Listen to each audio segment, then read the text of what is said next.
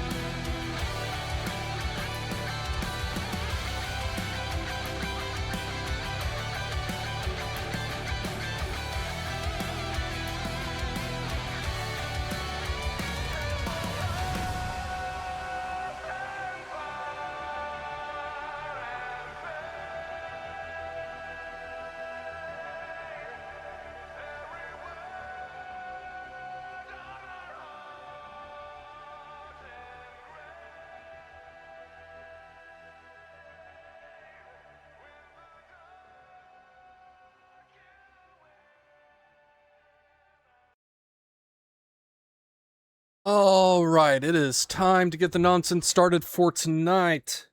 I get everything swapped over.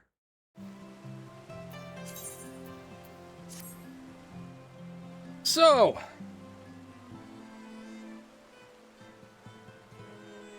because last time I went into great deal of detail. Oh, I forgot to throw myself in a Discord call. 1 second. I knew I was forgetting something. There we go. I think. Like, I see Fugi reacting, but the call on Discord says it doesn't have any reception. What the fuck? Discord, get your shit together. Anyway, I'm glad you enjoyed that, Nyx. But, seeing as how I went into great detail as to the glam farming I was doing on my own time, and how, like, I needed, like, 3 different currencies and everything like that.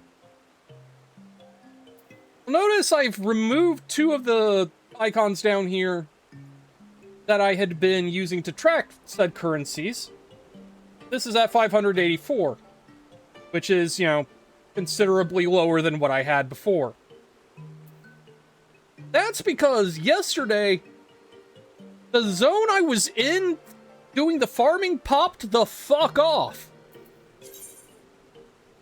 I now have all 4 of the pieces that I want to augment, and I have augmented one of the most expensive pieces, so I just need to augment these 3 and then just start doing the savage thing to get the final things to augment these. But now I can show you what the actual sets look like together.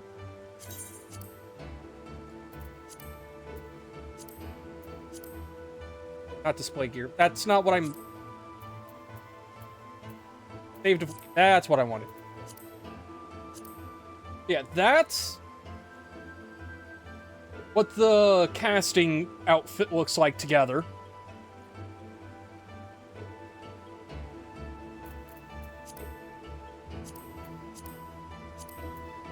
And that's the fending, or the tank gear. What it looks like together.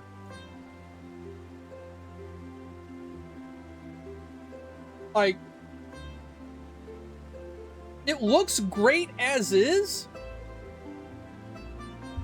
The augmentation, it really is just down to getting it dyed. I don't want to open up or FF14 up and dress up your old man. You know what, Nyx? We're gonna take a little detour. I want to show you the other gear sets in the Law's Order stuff.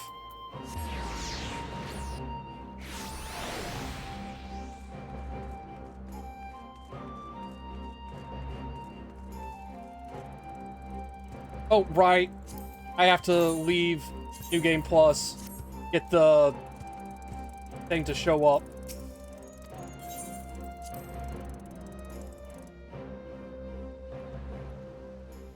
Okay.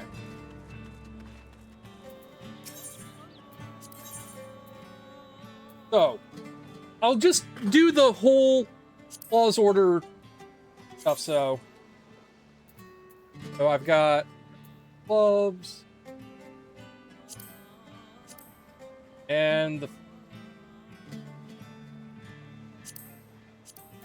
that's the full tank gear. The biggest drawback really is the silly helms. Especially for Alrod, whose ears kind of have to poke through.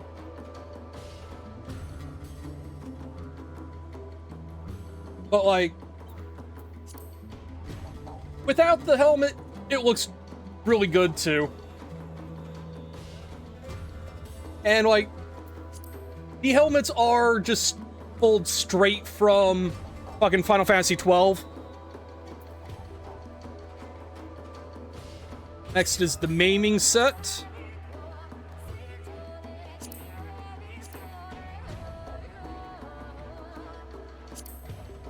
Which maiming and fending tend to share a lot of the same models.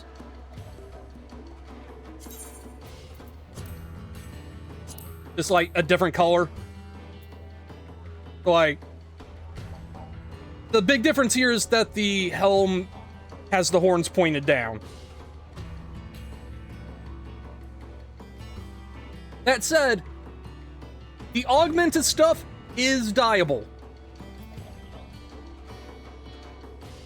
Okay, so striking.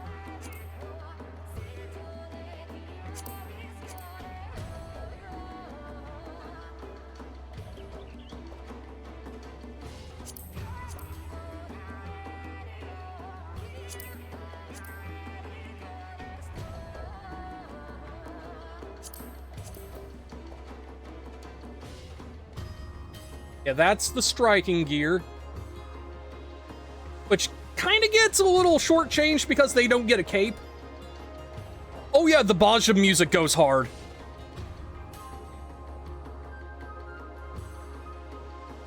Like, this is your monk, or monk gear, I believe.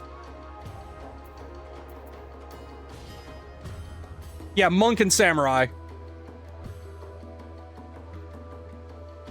And once again, Aura ears don't play nice.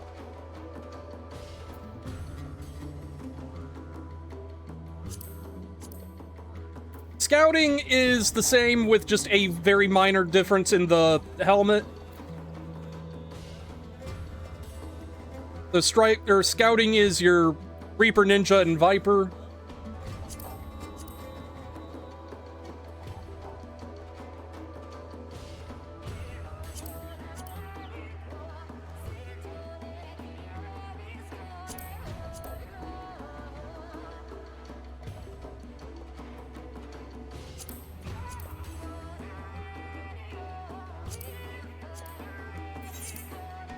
Try on, not item comparison. Okay, so this is aiming, so you're bard, machinist, and dancer.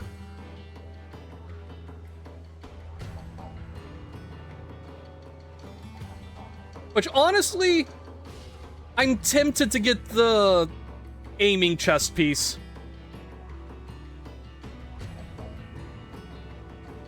Oh yeah, no, just right under the item level is, you know, which jobs they're for.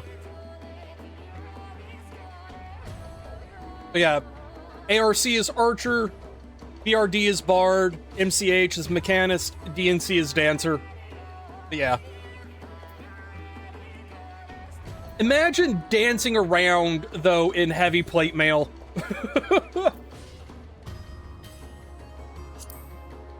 So, next up is casting.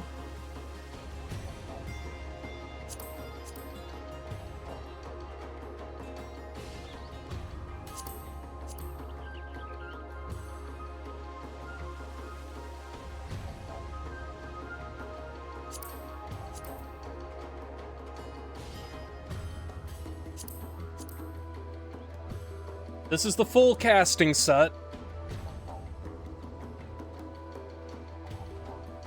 Which, you can see why I don't, or didn't bother with the helmet here.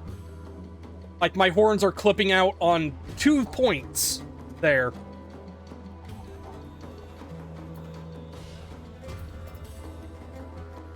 And the healing is the same thing, except in white.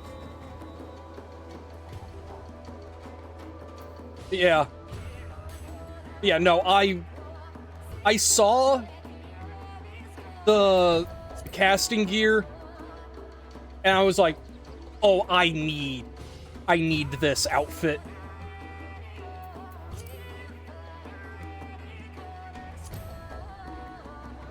Like, I don't really need the gloves or the or the boots, because I've got plenty of, like, tall boots that I can substitute out, and good gloves. Right here. Play gear. Like, just what I've got on for Dragoon kind of already matches pretty well. But let me swap over to Summoner.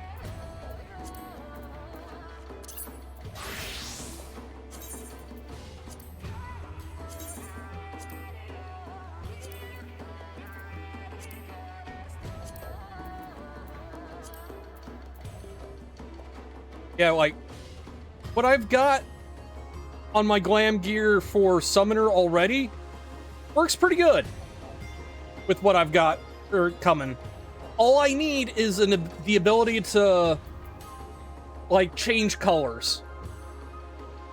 Because with Summoner especially being so heavily tied to the color green, I want the frilly stuff in green. Anyway. With that diversion, done. Whoop, not that. Game plus. Resume.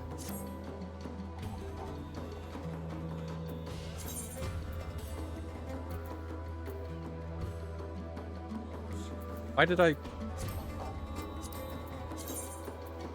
I click on fucking Dravania?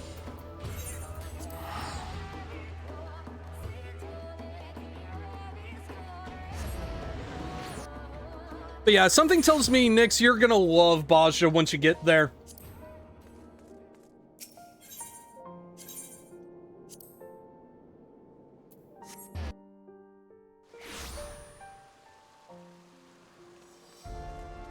I mean, clicking on Ishgard should be just as easy then.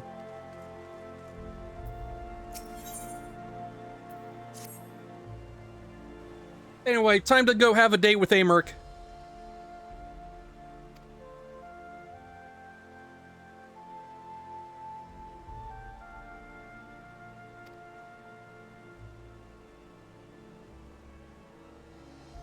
Hi, Tora. Thank you for the head pats.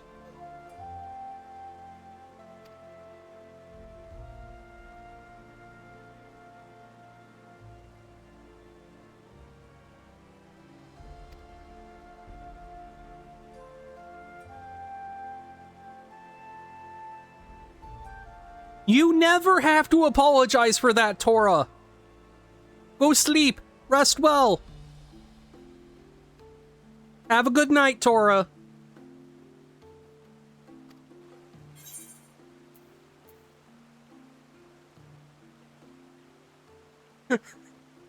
I love that there's the option of, oh god, I don't have anything to wear. When, in reality, the Warrior of Light absolutely has something to wear.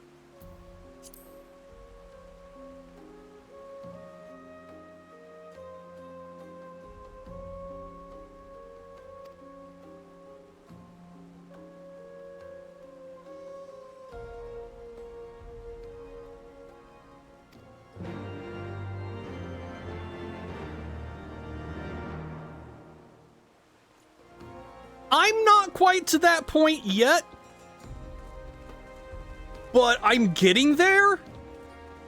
And I know so many people who are like, 800 slots of glamour is not enough. Give me more.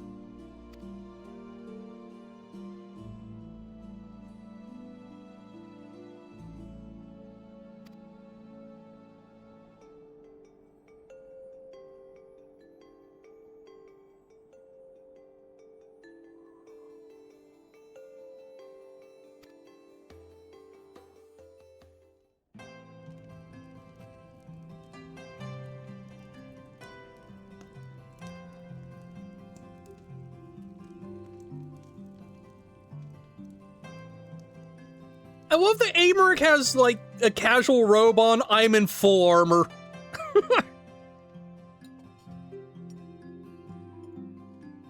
Also, I was not joking about this being a date with Amaric.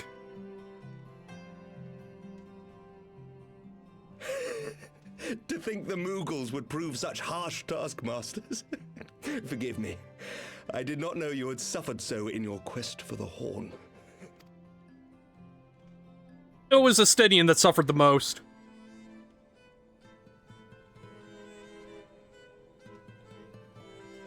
It's also just what I look the best in.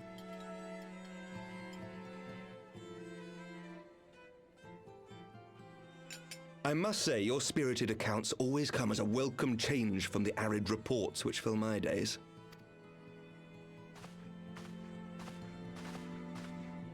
I love this attention to detail. Like, you're like, no thanks, I don't want to drink.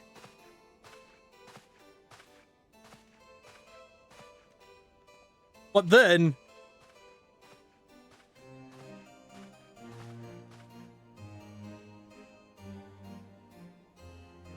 Amaric's saying, yeah, I'll take a drink, sure. Never taking your eyes off the guy.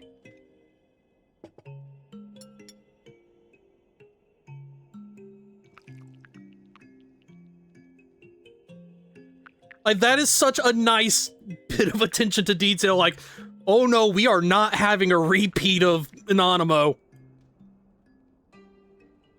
Though I have lived in these lands my entire life, to hear you speak of them, there is much and more I have yet to see. Truly, yours was a marvelous journey.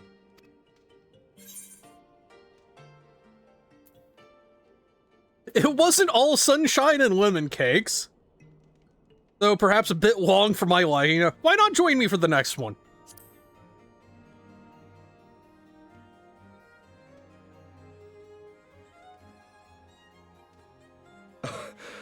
Well, truth be told, when I think back on the sweeping vistas of the churning mists, I do feel some slight pangs of wanderlust. Yeah, no, that is the best part about how they animate the Warrior of Light in this. Like, there is enough wiggle room to let everyone project what they want their Warrior of Light to be onto them. But the Warrior of Light is absolutely a character unto themselves. And yeah, no, he would love to be part of the harem. Alas, much as I would like to accept your invitation, I fear my present duties with the House of Lords demand my undivided attention. Someday, perhaps.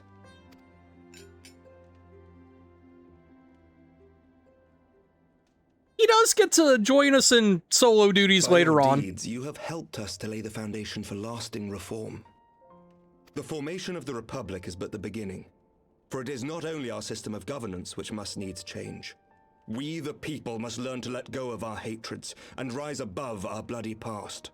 I only pray that I live long enough to see us achieve some measure of success, that I might know the lost did not die in vain.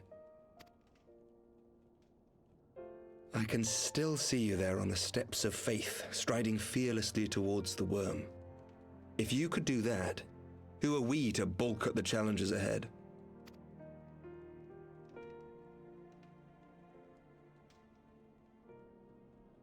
The question of how best to strengthen ties with the other great nations of Eorzea has been debated at length in the Lords and Commons of late. As you may imagine, maintaining stability during this period of historic upheaval is our paramount concern. Nevertheless, we are greatly indebted to the Alliance for their support during the Grand Melee, and it would be remiss of us not to repay their faith in kind. Of course, we owe you the greatest debt of all, and it is my hope that in extending our support to you and the Scions, we might also express our gratitude to our neighbors, nay, our fellow Eorzeans, whom we pray you will continue to protect. The Lords and Commons agree on very little, but not a soul in either house begrudges your order this offer of patronage. For all you have done and will do, we thank you.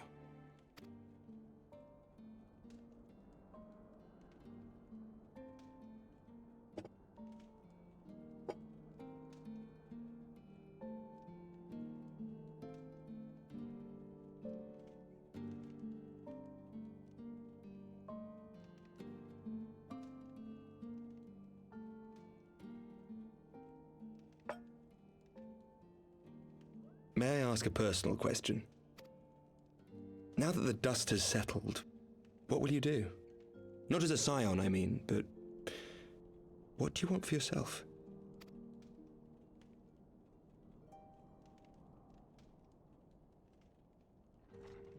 Lord Commander, pray forgive the interruption. News from House Fulton? An urgent message for the Warrior of Light. I was instructed to deliver it without delay.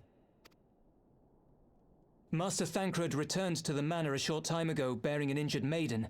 Master Leveilleur and Mistress Tataru are tending to her wounds, but they like not her chances. Respectfully, my lord, they have requested the Warrior of Light's immediate presence. You must go to them, my friend, and I shall go with you.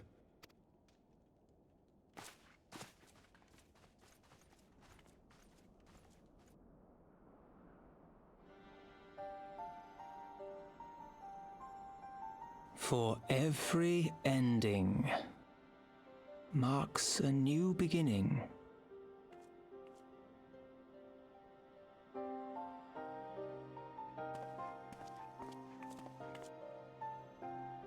From tragedy and sacrifice, we rise to greet a new dawn, as did she.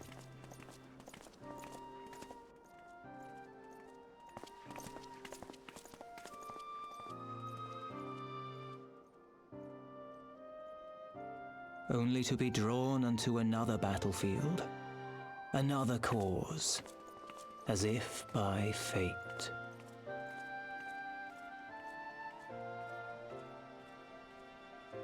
So for anyone wondering who the new narrator is, correct me if I'm wrong, but I believe that's Papolimo.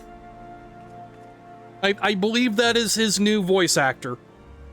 Don't get attached, he's not sticking around long.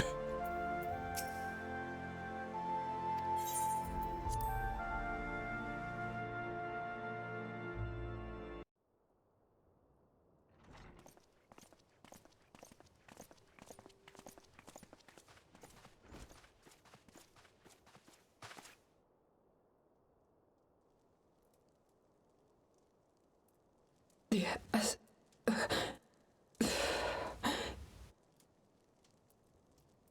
Is that...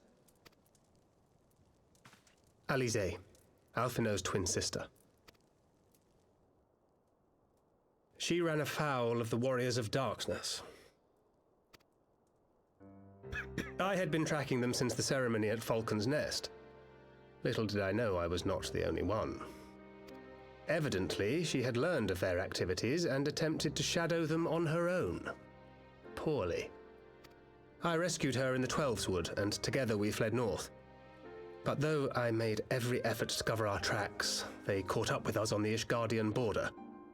And in the ensuing struggle, Alize took an arrow to the shoulder.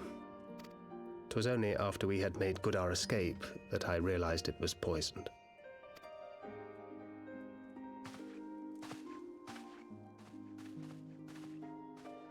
Thank you for coming so quickly. And you, Sir Emmerich. Think nothing of it.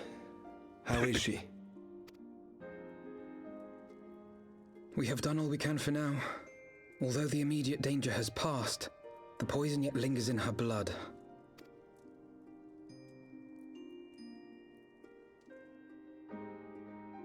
We came to Eorzea together, hoping to bring salvation to the realm our grandfather gave his life to protect. But when confronted with the bitter realities of its politics and its petty powermongers, she was driven to anger and to doubt.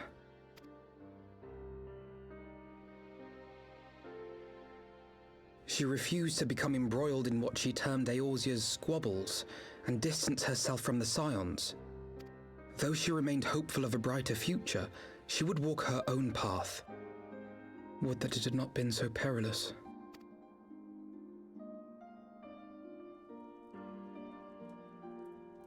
For all our differences, she's as dedicated as any Scion to the salvation of Eorzea. But more than that, she is my sister. To be reunited with her, only to lose her forever. gods, even to speak the words. Take heart, Master Alphino. She will be attended by our most skilled chirurgeons.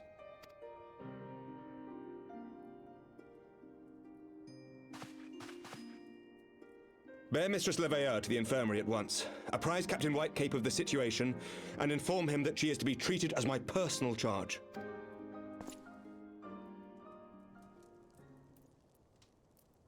Alphino, is the Warrior of Light, is she with you? Don't go, there is something I must say. And yes, you do know that, but, like, having Alphino explain all that to Emmerich is a good way to weave it into the story for those who have done coils, and to bring people up to speed for those who haven't. Or weren't paying attention in A Realm Reborn.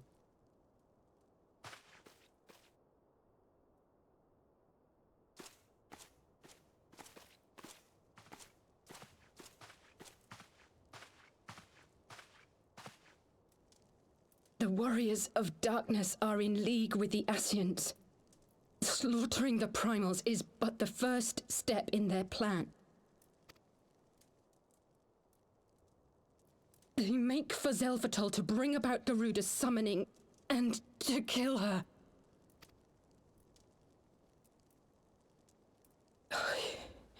You must stop them.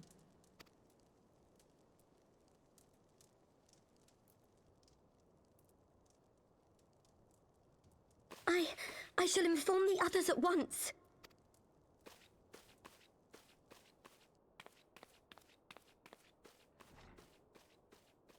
Master Thancred, I would ask that you accompany Mistress Leveilleur to the infirmary. Your knowledge of her injuries may well prove useful in determining her treatment. Of course.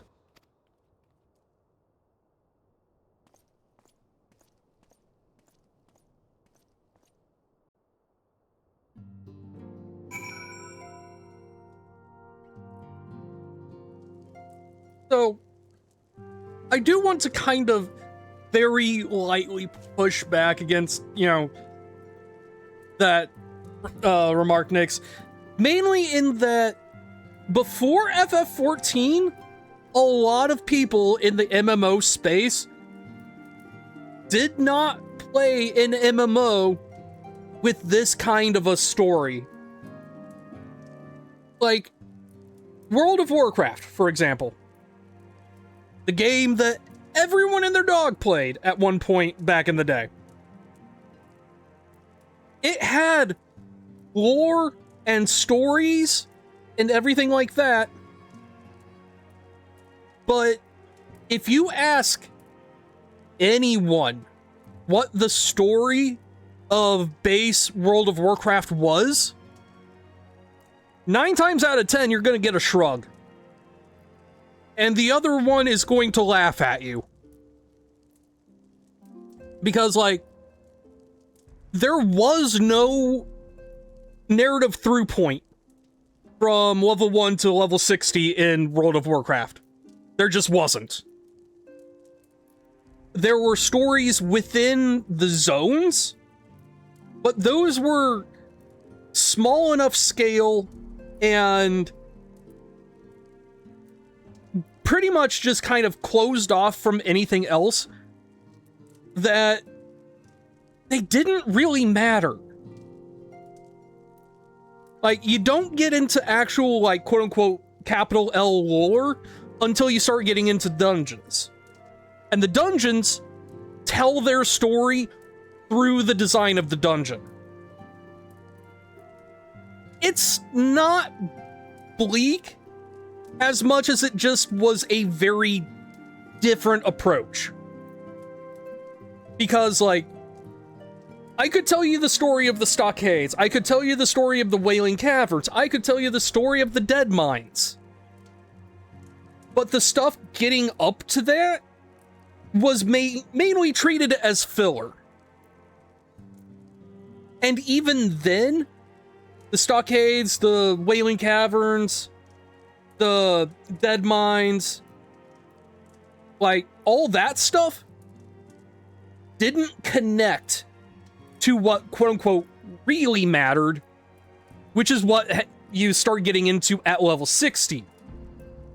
Like, the way WoW was structured is, it is basically just a race to get from level 1 to 60, and then the game starts. The leveling process is teaching you how to play your character, pretty much.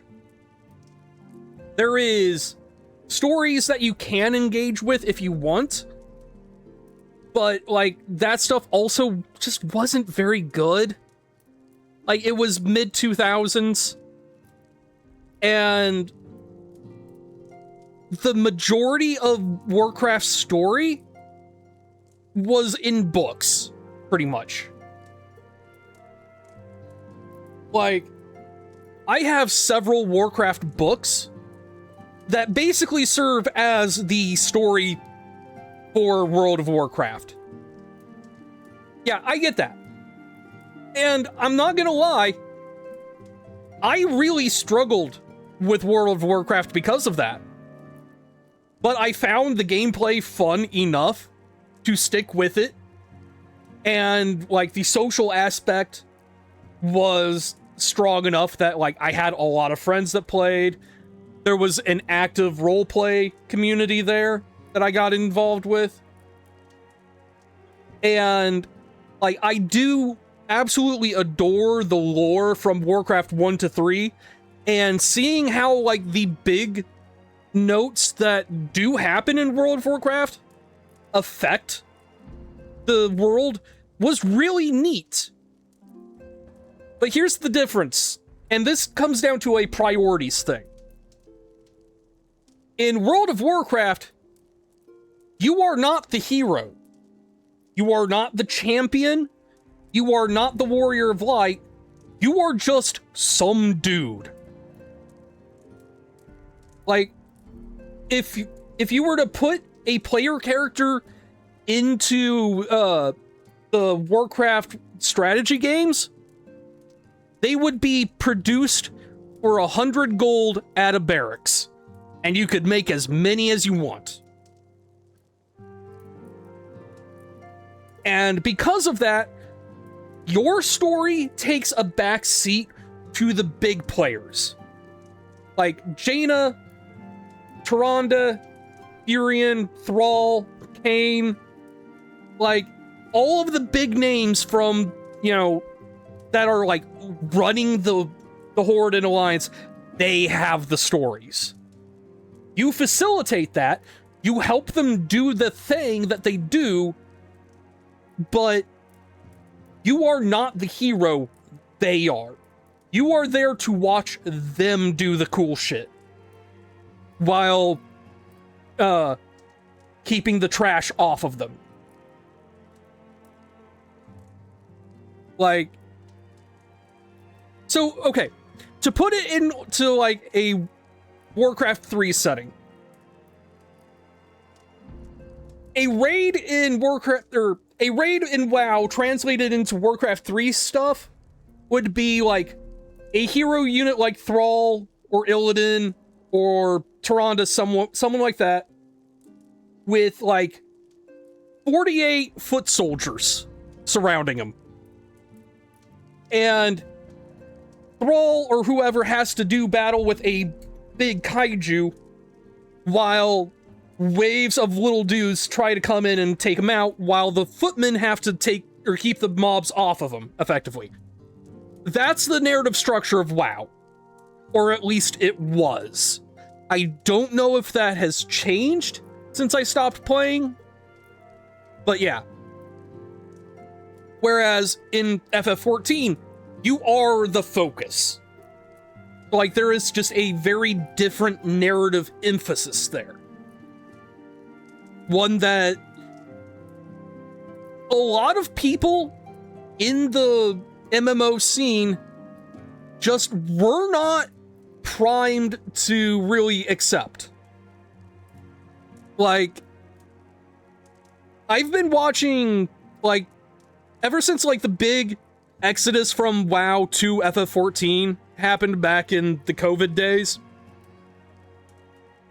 I have been watching a lot of like former WoW players get into FF14 and just be absolutely gobsmacked by the production values of the cutscenes and how immediately they start.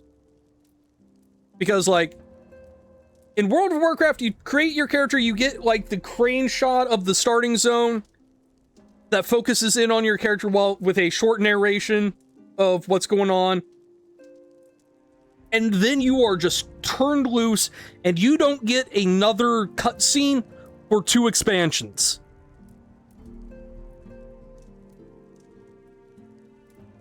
But also, like, another hurdle that, like, specifically WoW players have had coming into 14 is the concept that we are not skipping from A Realm Reborn to Dawn Trail, effectively. Because, like, in Warcraft, once you get, to, like, level 60 now, you don't do the stuff that was end-game at level 60. You just go straight into Burning Crusade. And once you hit level 70, you skip all of the end-game stuff from Burning Crusade and go right into Wrath of the Lich King, etc., etc., etc. So, like, the fact that, like, FF14 not only forces you to go through, like, all of the old dungeons and all of the MSQ and everything like that, but, like, incentivizes players to go back and keep that older content alive, effectively, is a completely foreign concept. Which is why a lot of people pay to boost to max level, because they don't realize this, like, okay. Jesse Cox actually did a video when he got into 14 after being a WoW player for a decade. And the way he put it, World of Warcraft is an MMORPG. FF14 is an RPG MMO, where the story comes first and the MMO side comes second. And a lot of people just were not expecting that, and by the time they learned, they have to go back and do it New Game Plus, effectively. It will be like, oh, hey, I missed all this because I thought it was just, you know, something to, you know, filler shit to get to max level, so I am coming back and actually paying attention this time. Yeah. Anyway, back to this now. Tangent over.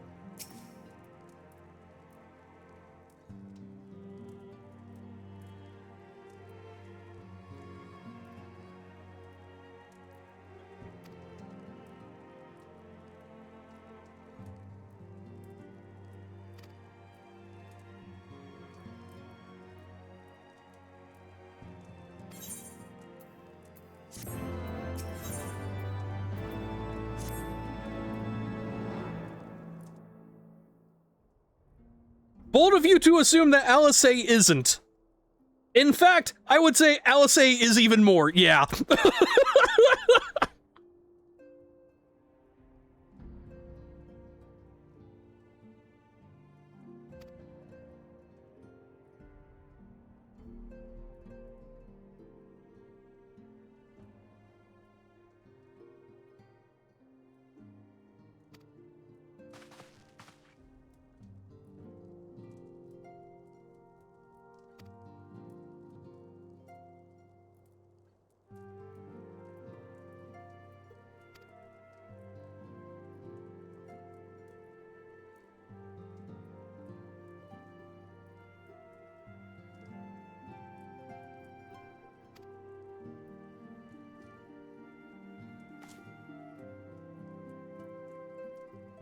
Oh, I can see it turn to day.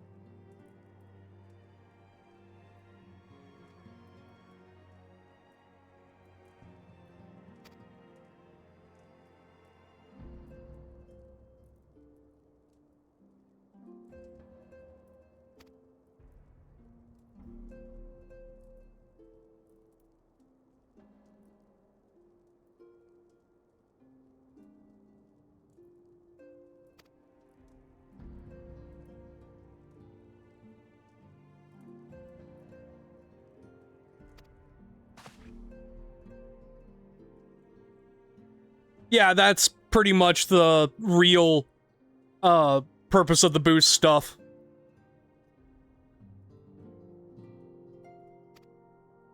That said, even that is mitigated now that DC travel is a thing.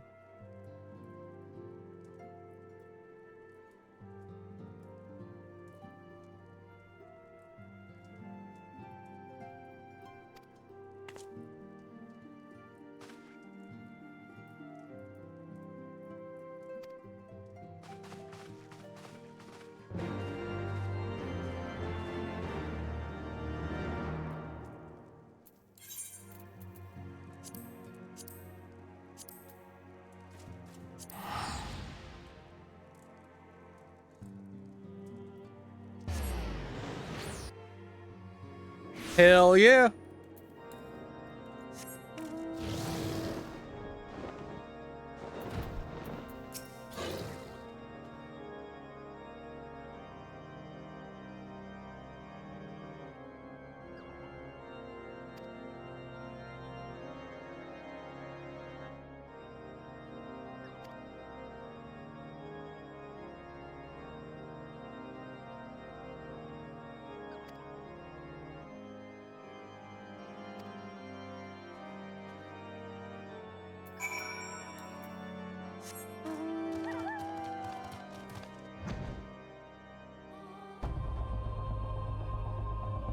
God, I remember the fucking 2 profession limit per character. Oh no, you could absolutely send stuff between characters. Like, you could absolutely mail shit to yourself. I did that all the time. It just gets tricky when you get into crafting, like, soul-bonded gear.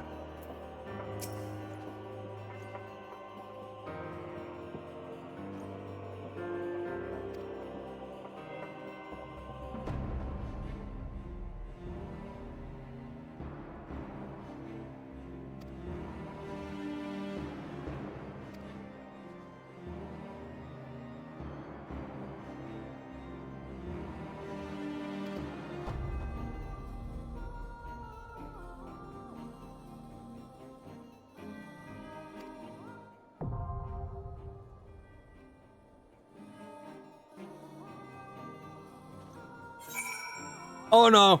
Like, you could do that, but like, I had like 5 or 6 alts that were just like gathering mules, and I just popped over there, grabbed the stuff I needed, and then mailed it to my main. The real problem is like getting stuff, you know, between like faction specific zones.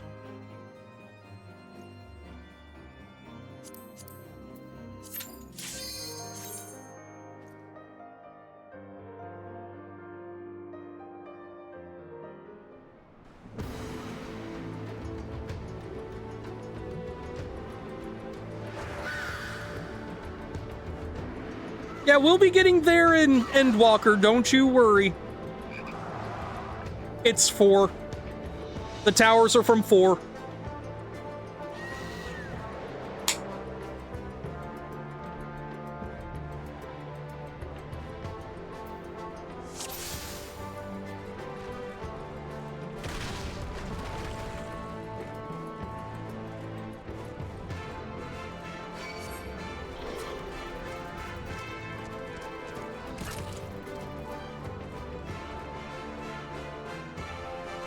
Fucking limited bank, yes.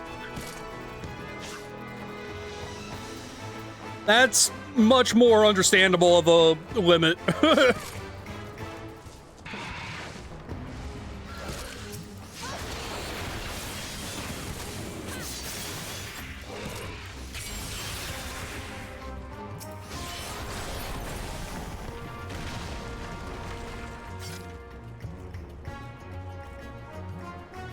Also, I do love the look of this area.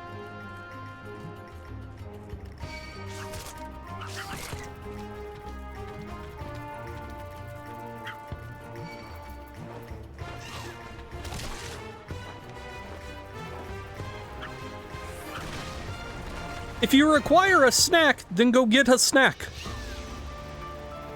I will be here for a little bit, so don't worry about not seeing the entire dungeon.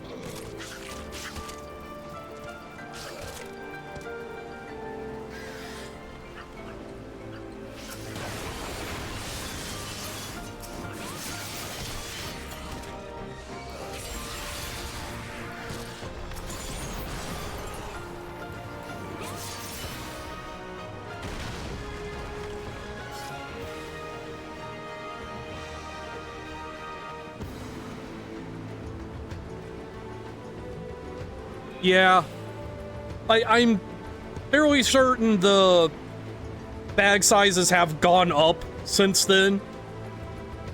I don't remember what the bag sizes were when I stopped back in Mists of Pandaria, but like, they continually got bigger with each expansion, so.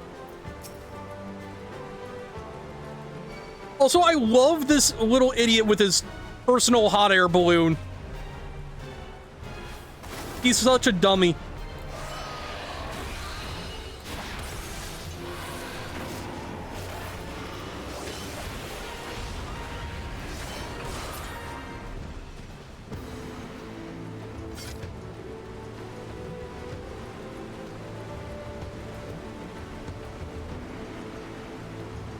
Also, just the framing shot coming in here is so good.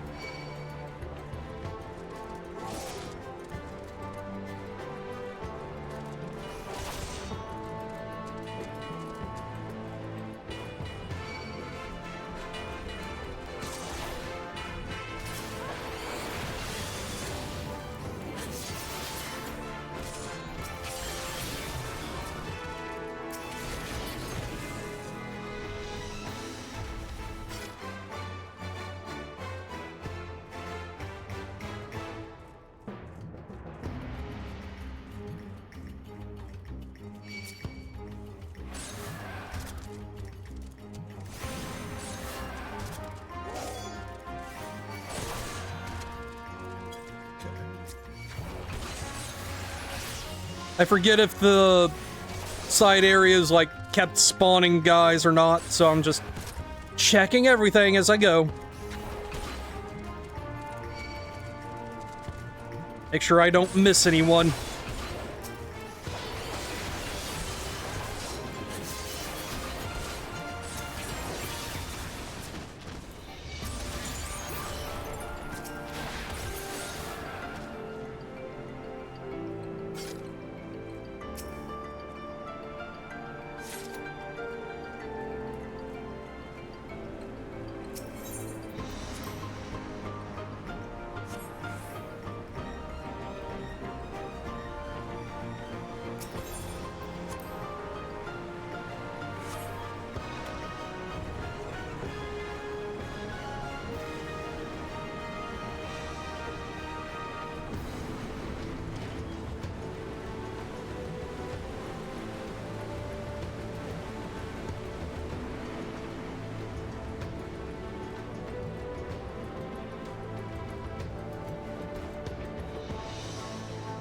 Oh, hey, I never noticed the little pig enclosure here. Huh. That's cute.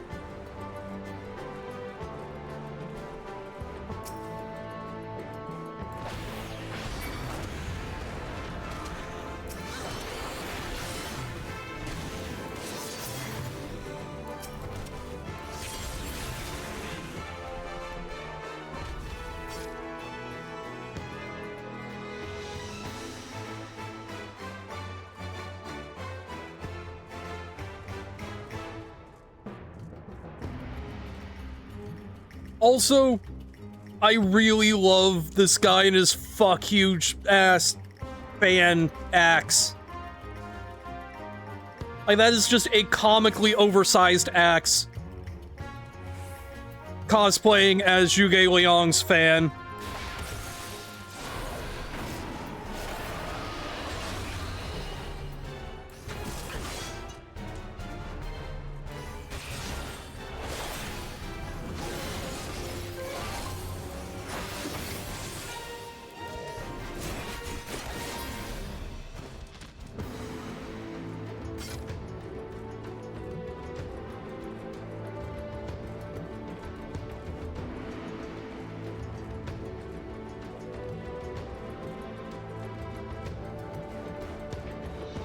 Also, another amazing framing shot coming out of that.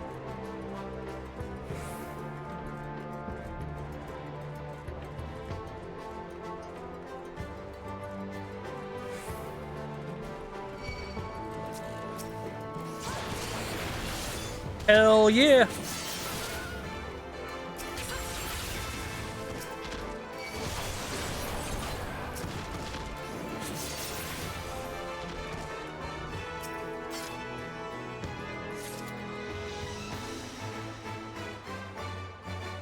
Summer is a scam.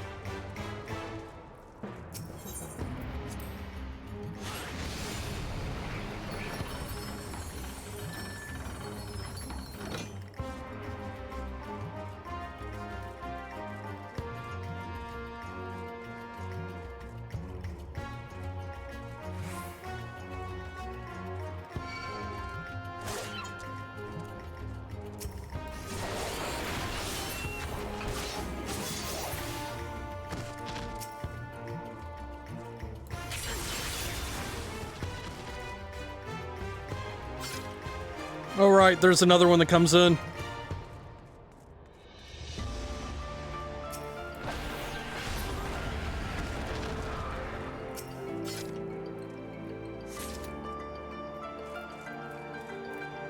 Ah. Good to know.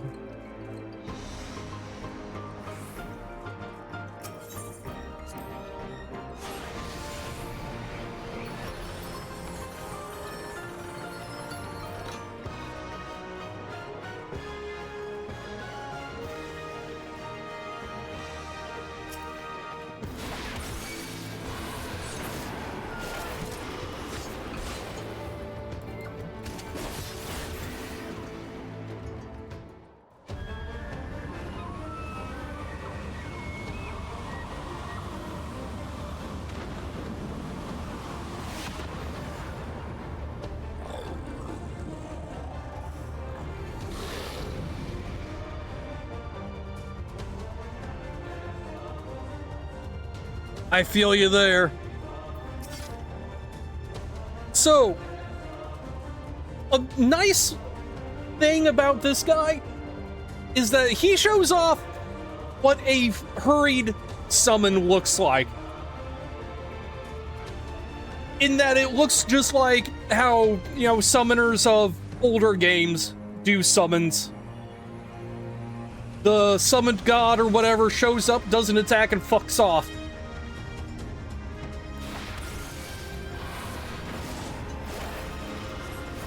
Don't know if we'll see it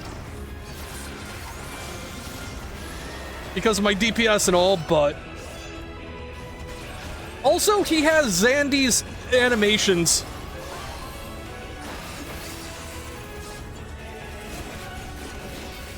Yup, no.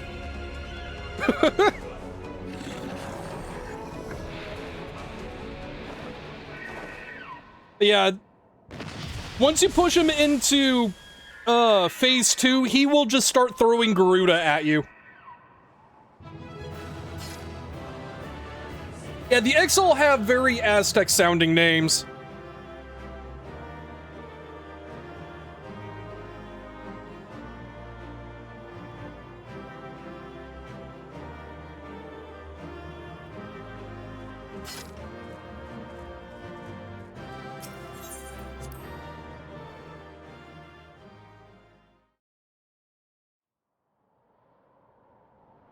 So they were unable to see the ritual to its completion. Then Garuda is no longer a threat, and whatever the Asians and the Warriors of Darkness were planning has come to naught. Well, I mean, Ifrit is, Islamic, I believe.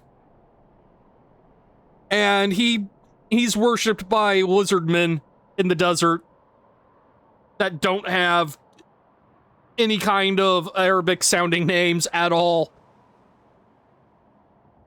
And then Shiva is Hindu, but also is a dragon priest. Pre-Islamic Persian. Ah, okay. Like, all the gods are just kind of shuffled around here. Hell, Titan isn't even an actual god. It's just a classification of a god from Olympian myth. But we should not tarry. The knights have secured our path to safety.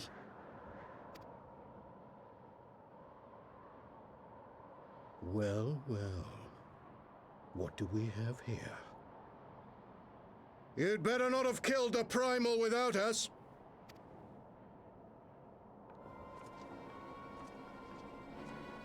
Huh. That's a new one. Wonder who that could be.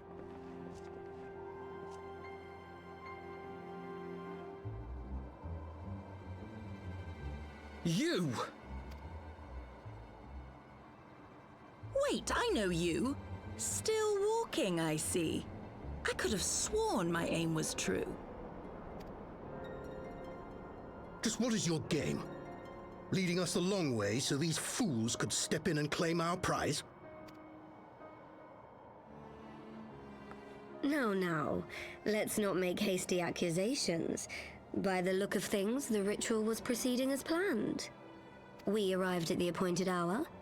'Twas they who erred. It is hopeless. We cannot face them all. Fucking watch me, Alfie. Do mine ears deceive? A boy! So that's the way of it. Twins! You had me worried for a moment there. Know that I will happily make it quicker for you, if you just stand still.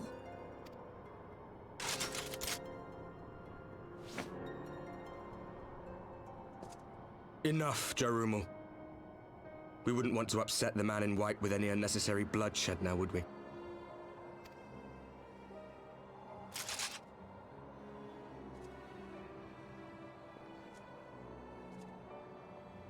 You've been awfully busy since we were kind enough to spare your lives.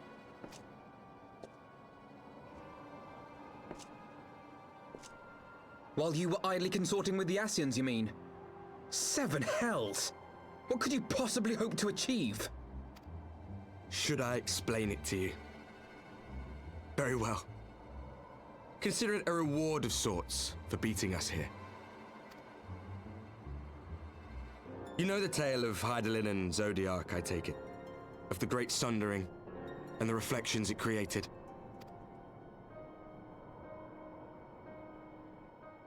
Across 10 and 3 they were divided. Reflections of the source, each possessed of shards of light and dark. Just so. One of those reflections, the one nearest to the source, is our home. And we were the heroes blessed with her light.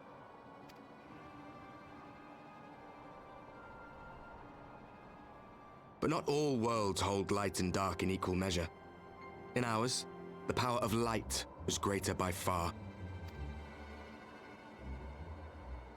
So the Asians, who once threatened our home, were no match.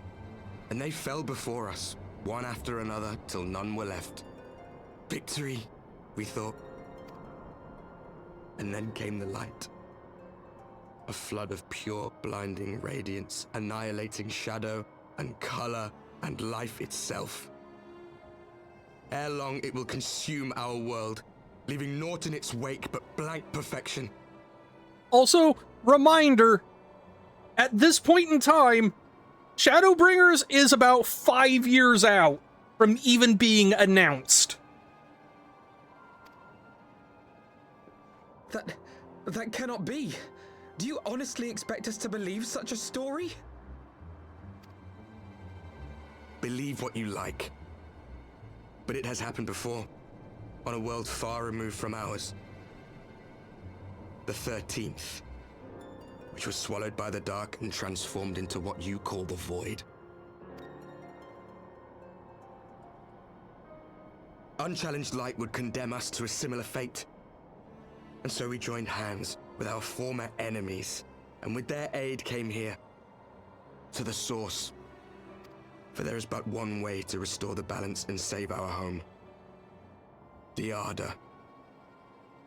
Calamitous destruction with the power to break down the barriers between planes and see our worlds rejoined. I'm not sure if he had plans that far in advance, but he's also the type that will absolutely let story threads linger and then come back and be like, you know what? Let's tug on this. You would doom our world to save your own? What would even become of us? Of you? Enough. I tire of talking. You know our cause. You know what is at stake. We are prepared to do whatever it takes. Are you?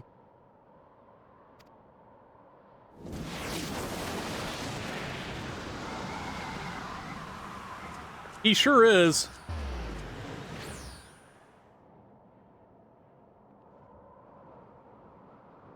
If there is aught you would say, say it. Otherwise, begone. You have no friends here.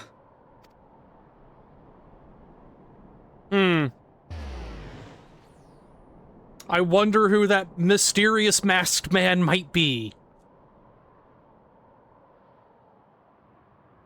I do find it very funny that they kept him from speaking, because this would be the first time he's had a new voice actor. So as soon as he starts talking, people are like, wait, who's this? like legitimately, the way he's portrayed in Realm Reborn. Like, people just did not recognize him from the facial hair when he pulls off the mask. Nobody had heard the voice actor before, so it had to literally be just like, guys, name overhead. It's just like, it was so funny. Like, I'm pretty sure that they didn't swap voice actors in Japanese, so like there was a reason to keep him quiet there. But also very funny how that worked out in English. It would have, yeah.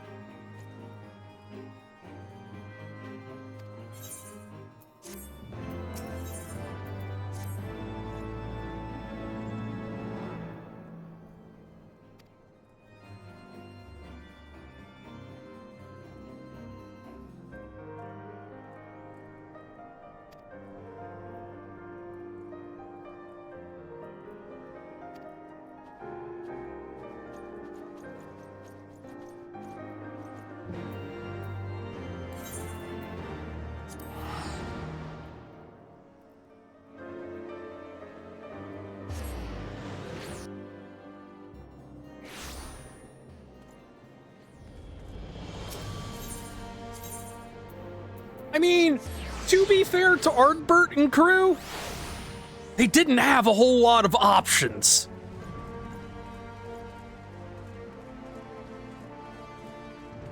And honestly, going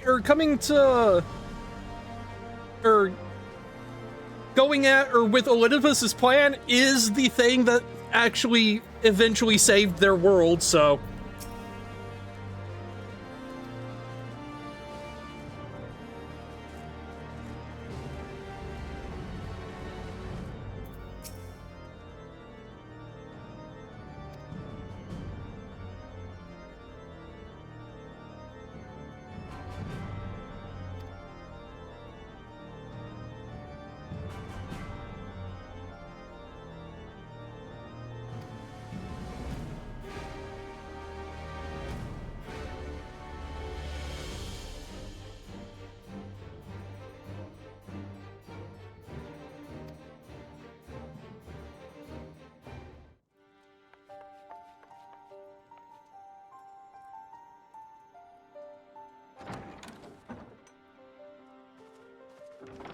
Alize, how are you feeling? I mean, at this point, Emmett's the one keeping Elidibus on track there. Well enough, brother. Thanks to the kindness of our hosts. When they told me you had departed for Zelfatol, I found that I could rest. The outcome seemed a mere formality, as did your safe return. Thank you, my friend. I take it your mission was a success.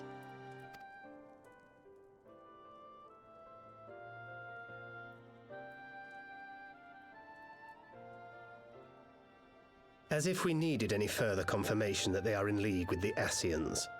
But to save another world? I think not. I too thought his story fanciful at first. But it is possible there may be a kernel of truth in all of this. At the very least, none of his claims contradict the word's account. You were following these people, Alice. Why? During my travels, I had oft enjoyed tales of the Scions and their exploits. But after a time, I began to hear whispers of a gifted and theretofore unknown band of adventurers. Adventurers who had supposedly sworn to travel the realm slaying primals in the Scion's stead. The Warriors of Darkness. And in the course of investigating these rumors, you stumbled upon the Ascians' involvement.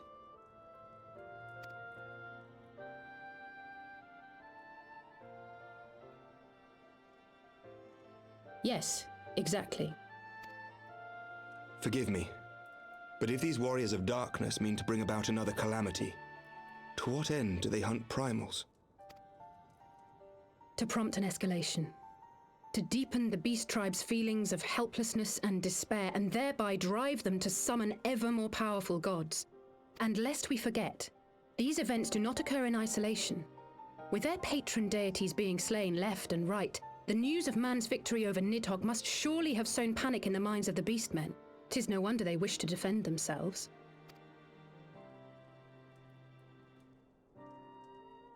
Power answered with greater power, death with more death. A vicious cycle fueled by fear and hatred. I know it's like all too well. Indeed. The Ascians sow discord and desperation, and the Warriors of Darkness reap the harvest. And so it continues. Yet that is not the extent of their ambitions.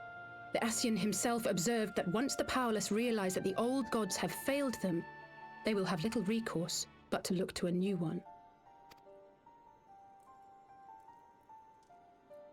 We cannot let that happen.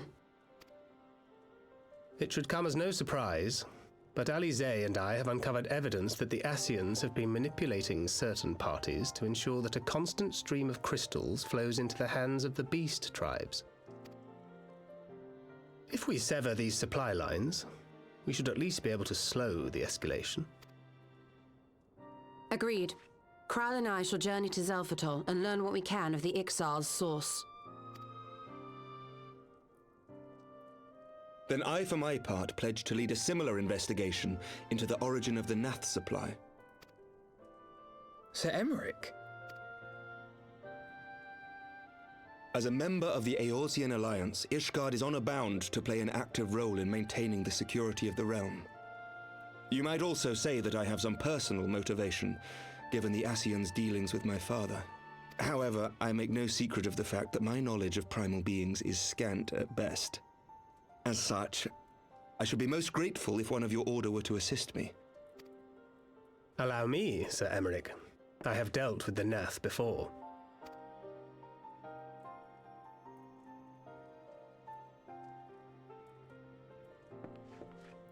Let us consult with Orianja then. Given his dedication to the study of primal beings, I should be surprised if he could not tell us something of value. Allow me to accompany you, brother. And before you think to refuse, know that I am not the girl I once was. I shall not be a burden. You have my word. But Alize, you...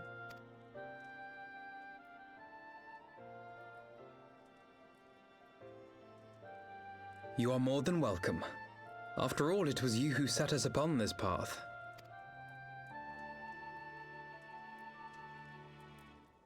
Wait a minute. I'm afraid I can't allow you to leave just yet. Not until you try on the new outfit I prepared for you.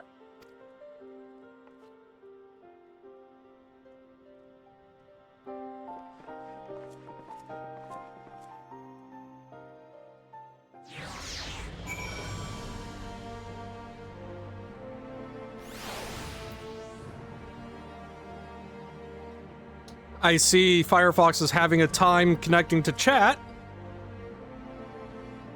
Weird.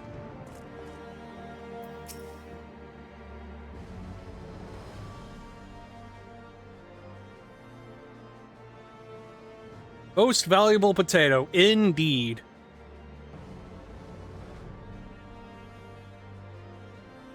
Also, this is not there if you have not done Coils of Bahamut. Oh, it's a Twitch issue. Oh, okay.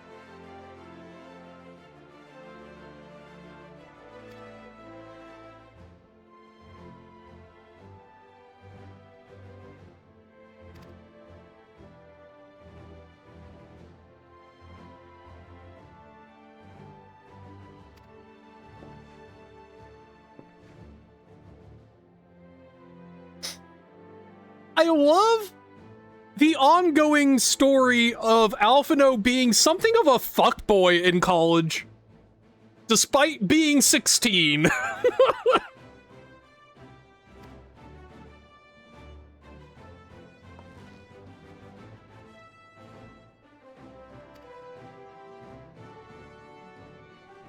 Also, we're not sticking around in Ishgard very long. It's fine, don't worry about it.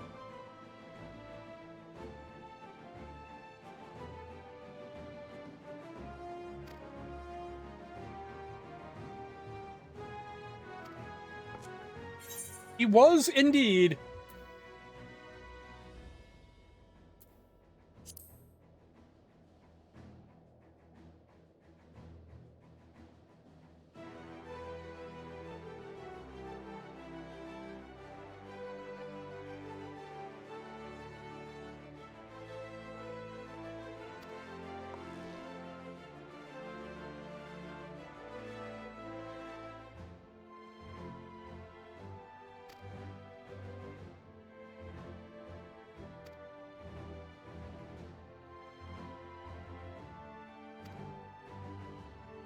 Been a while since we've had a prey return to the Waking Sands.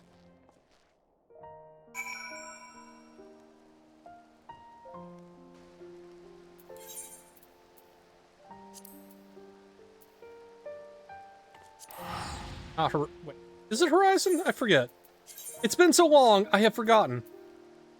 Yep, it is Horizon. Okay.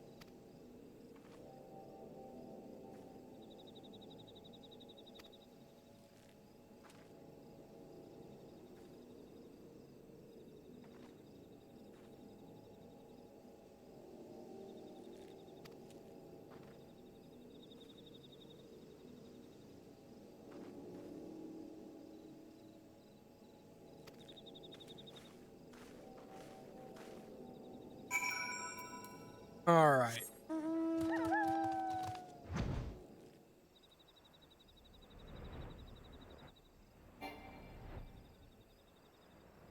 If I can spot him from the air.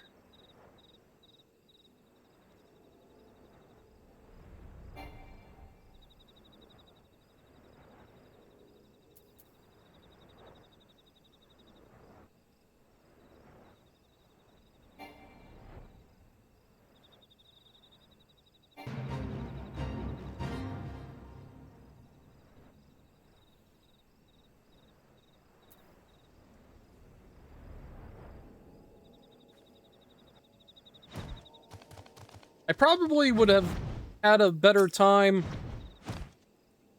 spotting them from the air if it were day. As it is, everything just looks brown from above.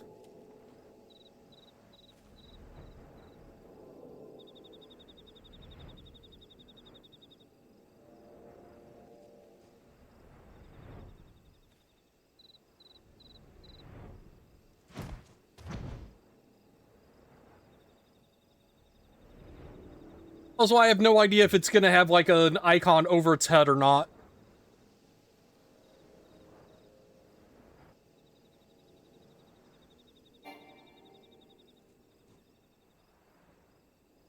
Also, the trees are not helping matters.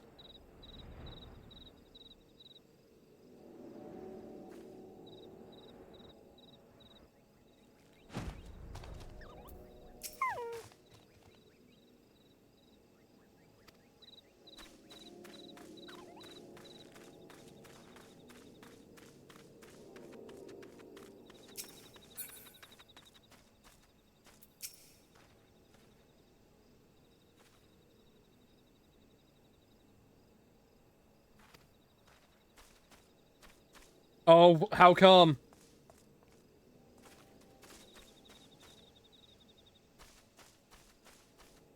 I can't even get up there.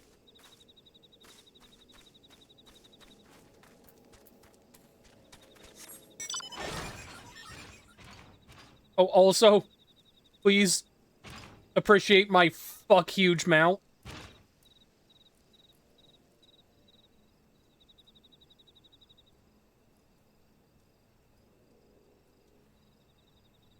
I see? Maybe? Question mark?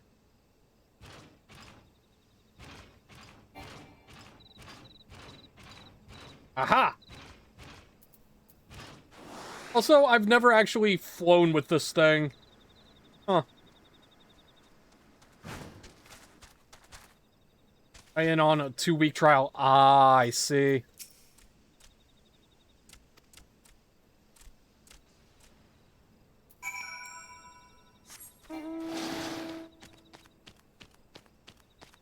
It's a Gundam!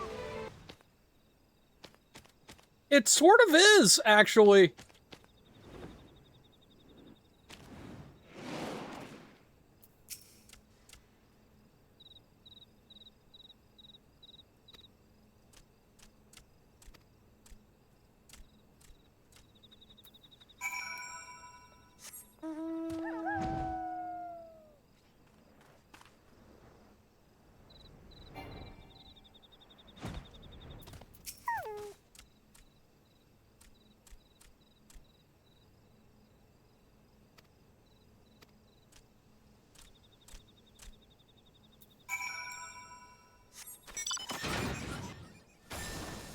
Oh yeah. His name is Gabu, and he will be a major player. Eventually.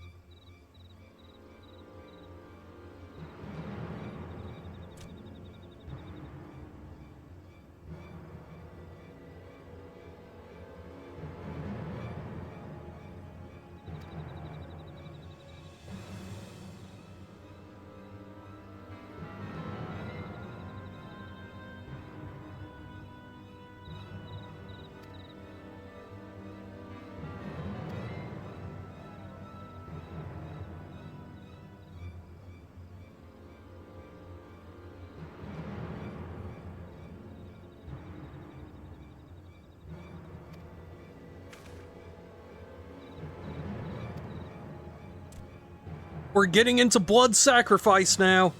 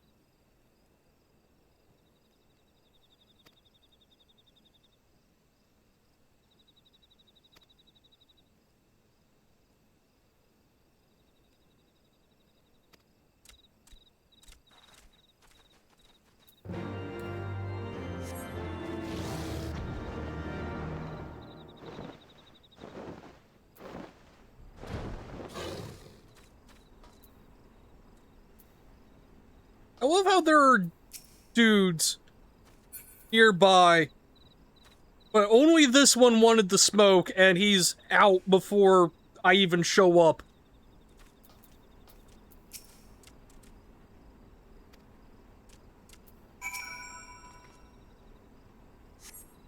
Shove that all in my backpack.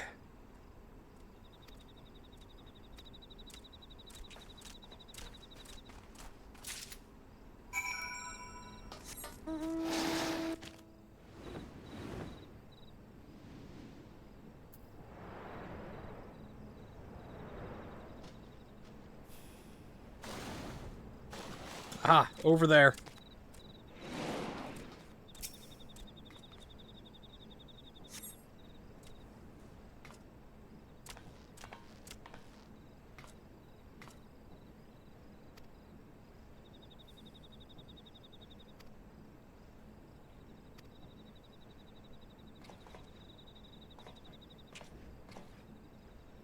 I don't have pockets, but I have a bag of holding.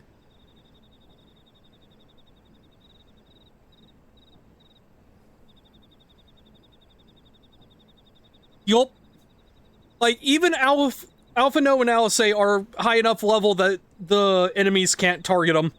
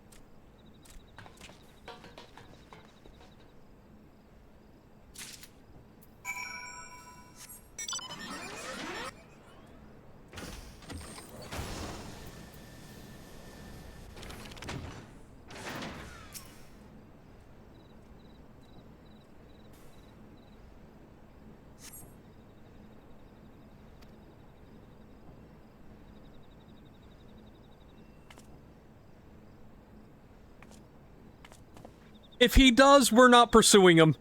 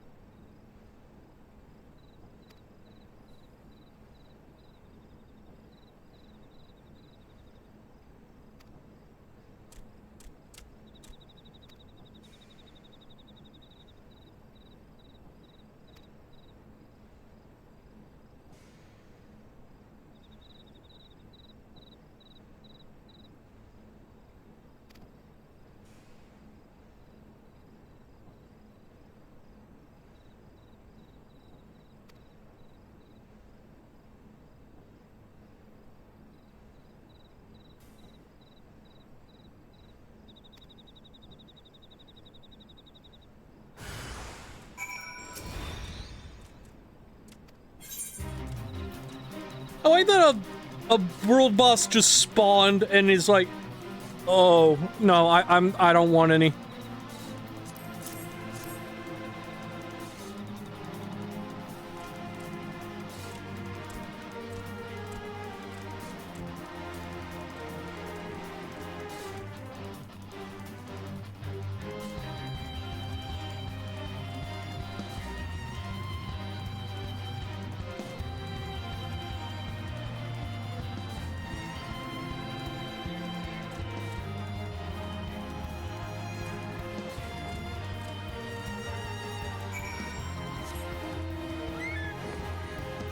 I am not taking a mount that big into the caves. Here we go. Something I can actually see around in here.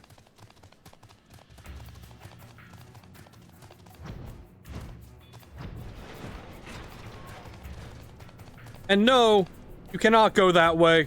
It is blocked off for some reason.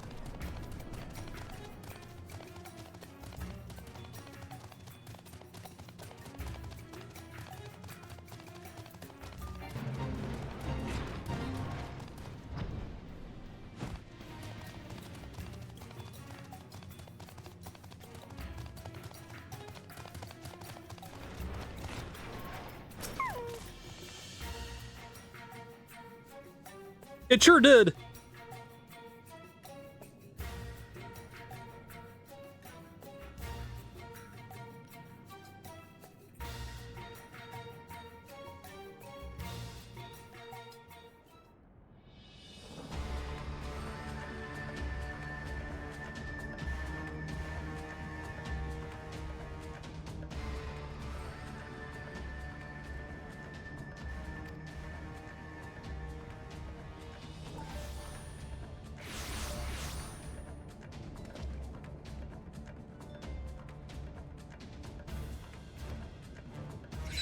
I mean, it's the Titan boss arena. Like, this is where you fight Titan the first time.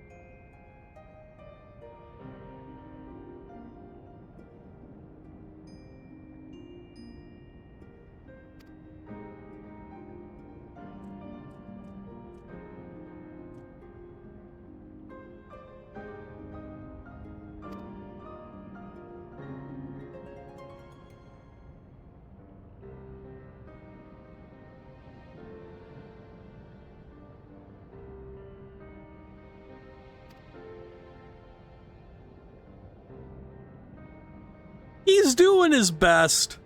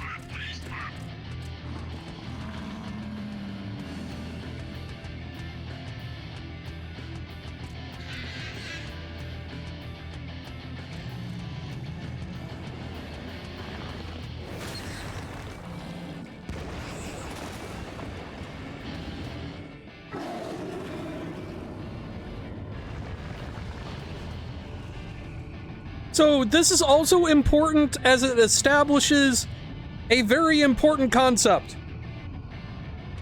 Someone being the heart of a primal. Much like how Isael and Thornton became primals, now we are implanting consciousnesses into a primal. That is now Gabu.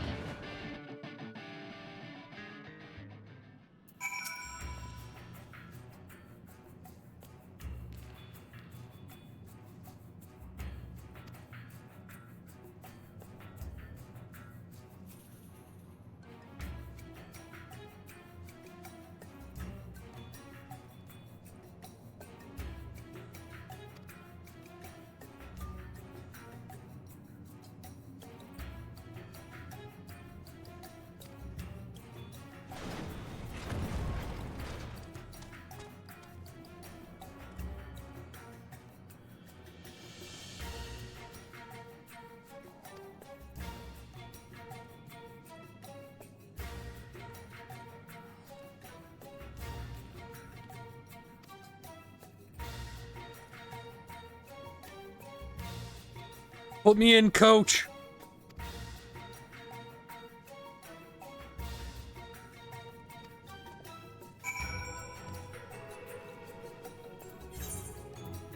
Oh yeah, this is where we do, Titan hard.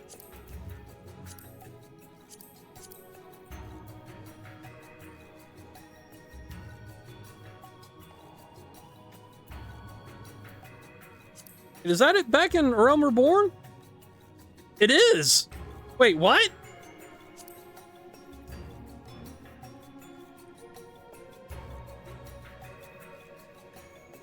I mean, okay.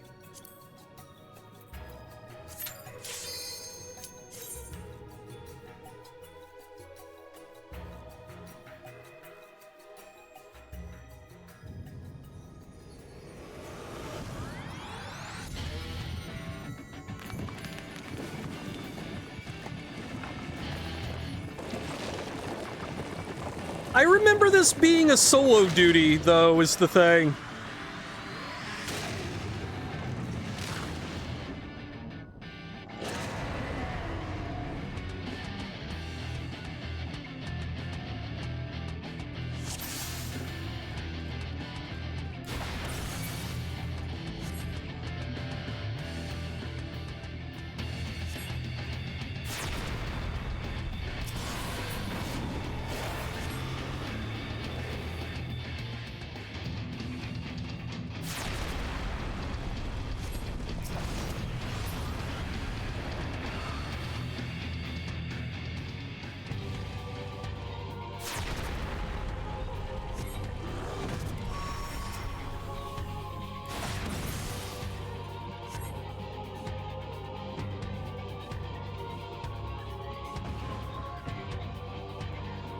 If it weren't for the damage gates, I would have one-shot this guy several times over.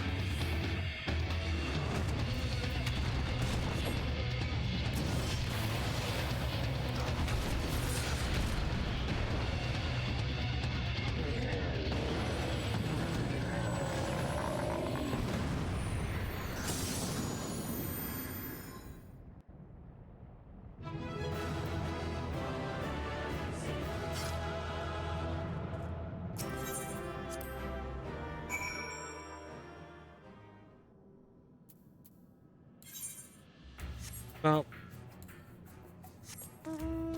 Just run out here on a mount.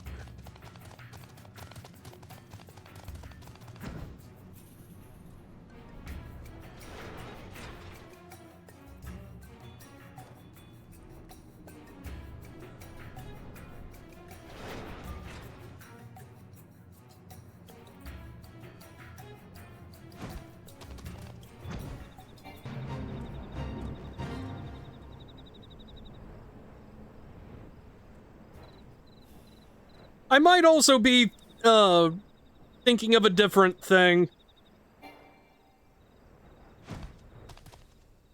Because I know we have a solo duty in there at some point.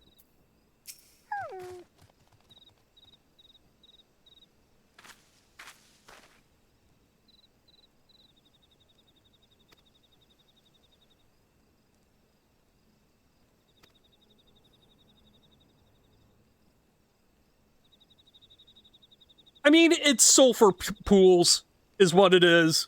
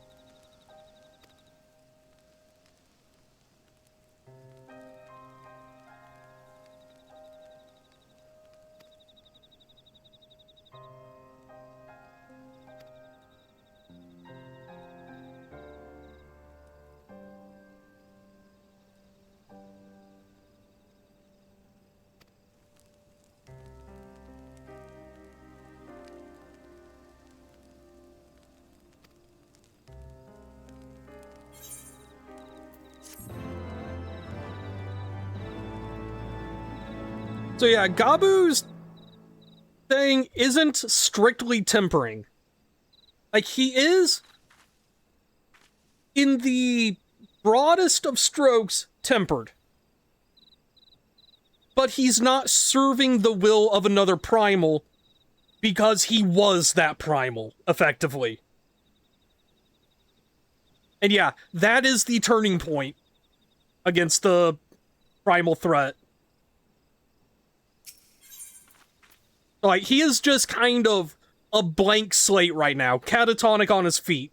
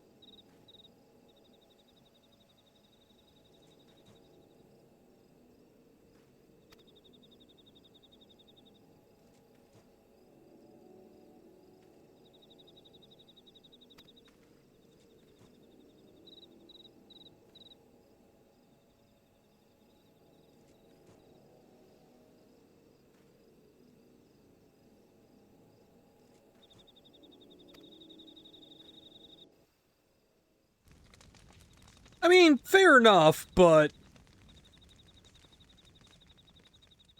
like, Gabu... I guess Gabu's condition is closer to a coma, really. Just like, he is able to walk and follow, simple commands, and he will eat, but he has no other thoughts in his head. Who goes there?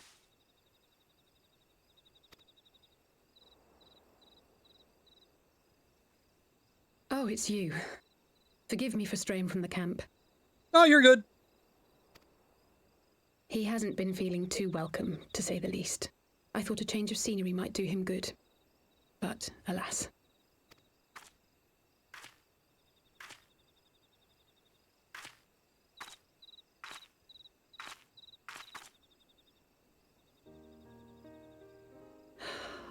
It's so quiet out here.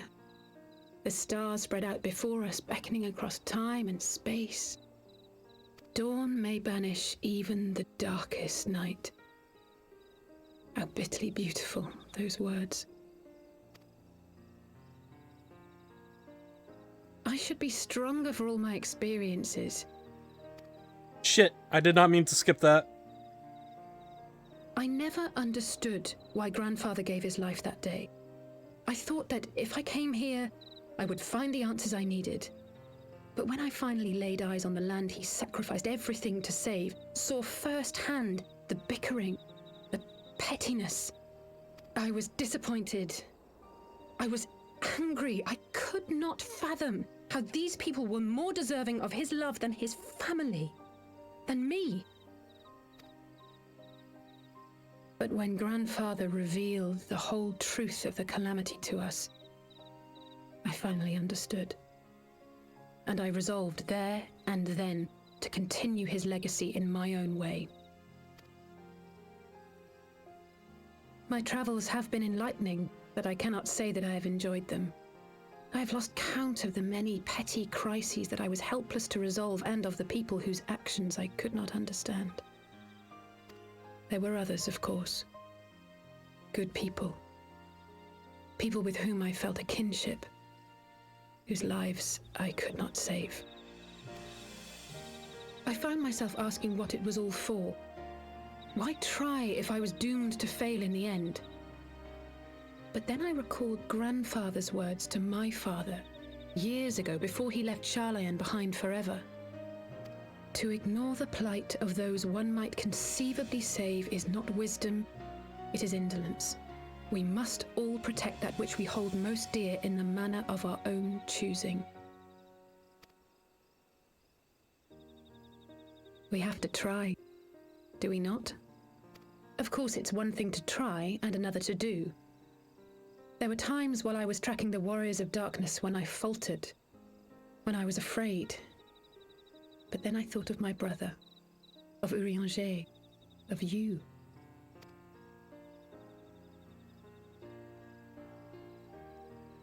Oh, pray forgive me. This conversation has been rather one-sided, hasn't it? Mayhap you could recount some of your adventures in Ishgard.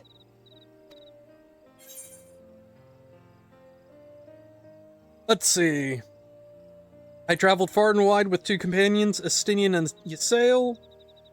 Under some this is basically one of those things where it doesn't matter what you pick, the Warrior of Light is saying all three at once. I traveled far and wide with two companions, Estinian and Ysael, who were under some rather unique circumstances. I had the pleasure to fight along Sir Amaric, and when Alphino and I came at last to the Dravanian hinterlands,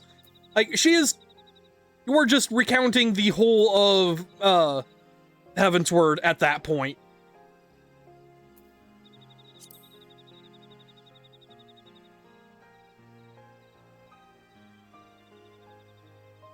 We had no clear memories of our life in the hinterlands, having returned to the motherland as infants.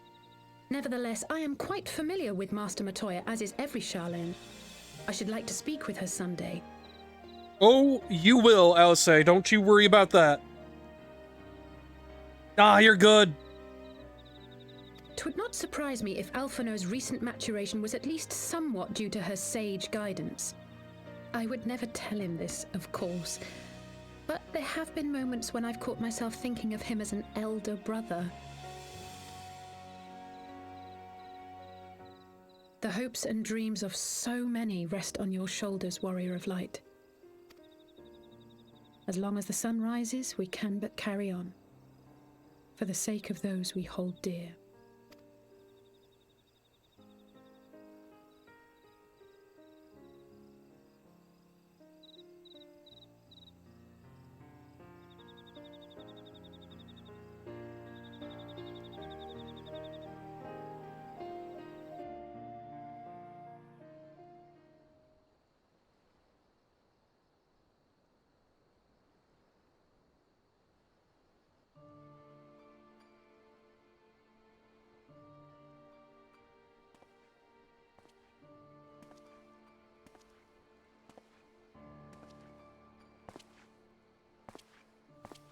To what end dost thou cling to the tainted gifts of the Mother?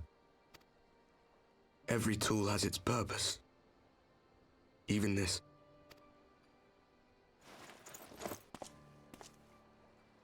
Well, what is it? The seeds sown in Vilbrand have been plucked from the earth and left to wither. Alas, Titan's demise sufficed not to drive the kobolds to deepest desperation.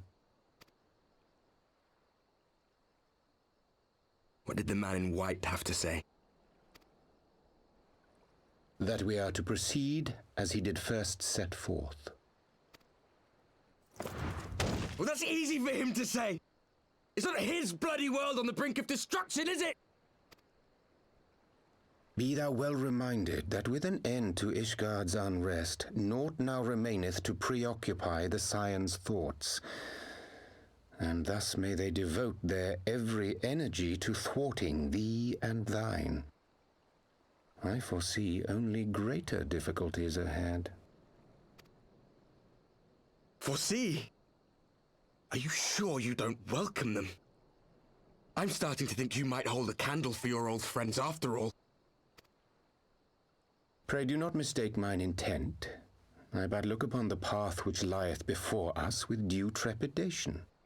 Shouldst thou be of like mind, pray consider then another course. For the power to invoke the ardour belongeth not unto the Ascians alone.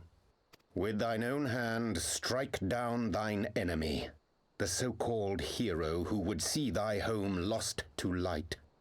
Do but this, and thou wouldst at a single stroke disrupt the all-too delicate balance of this realm, plunging her straightways into chaos.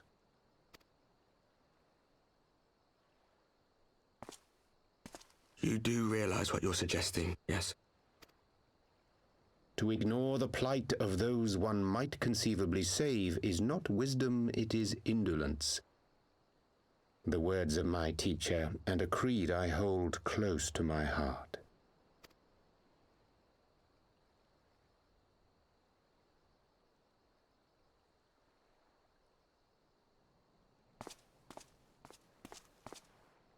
Very well. Draw her out. We'll make it quick. It shall be done.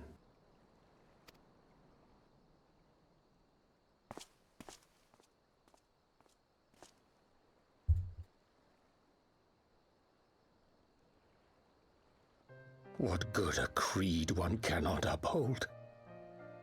What hurts soothed? What lives saved? Oh, hapless fool, what hast thou wrought by thine own hands? Minfilia, my friends, I shall not now beg your forgiveness. Full deeply though it paineth me to walk it, I shall not stray from my chosen path. As Moonbreeder remains steadfast, so too shall I. It still amazes me that people didn't realize this was Urianger until the name popped up over his head.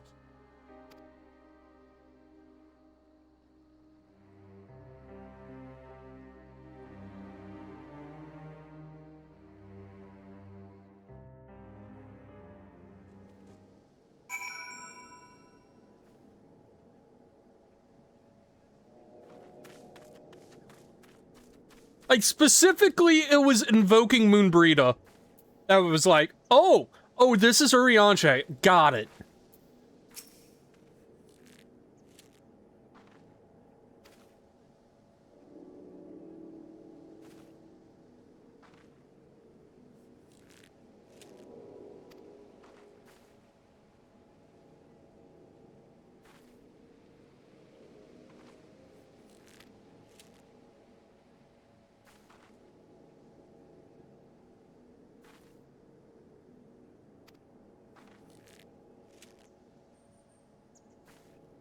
Like, invoking Minfilia and the other Scions, that could have been any number of minor Elezen characters.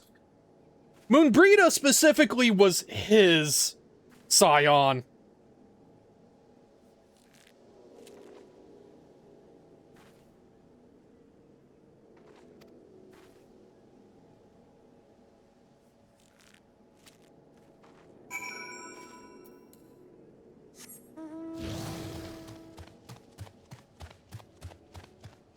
Alright. I'll say, where are you at? Ah, here we are.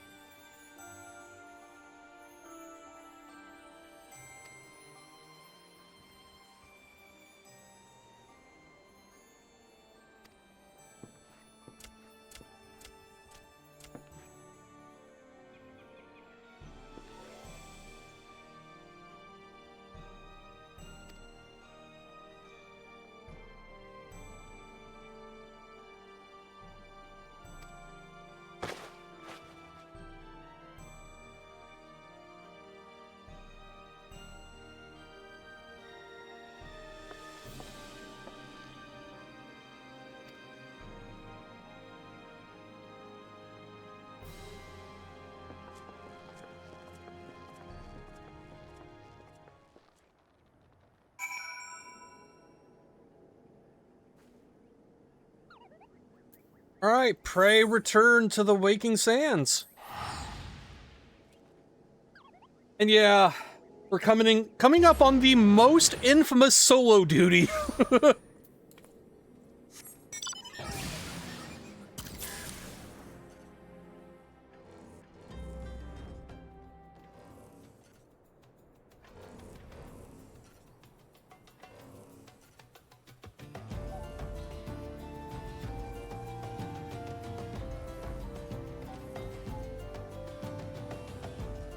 God, the design of Alexander's shit is so cool.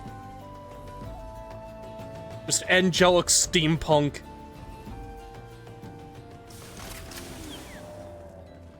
Oh yeah. Like, I'm going to have the benefit of overpowered gear, but it's still going to be a struggle, I feel like.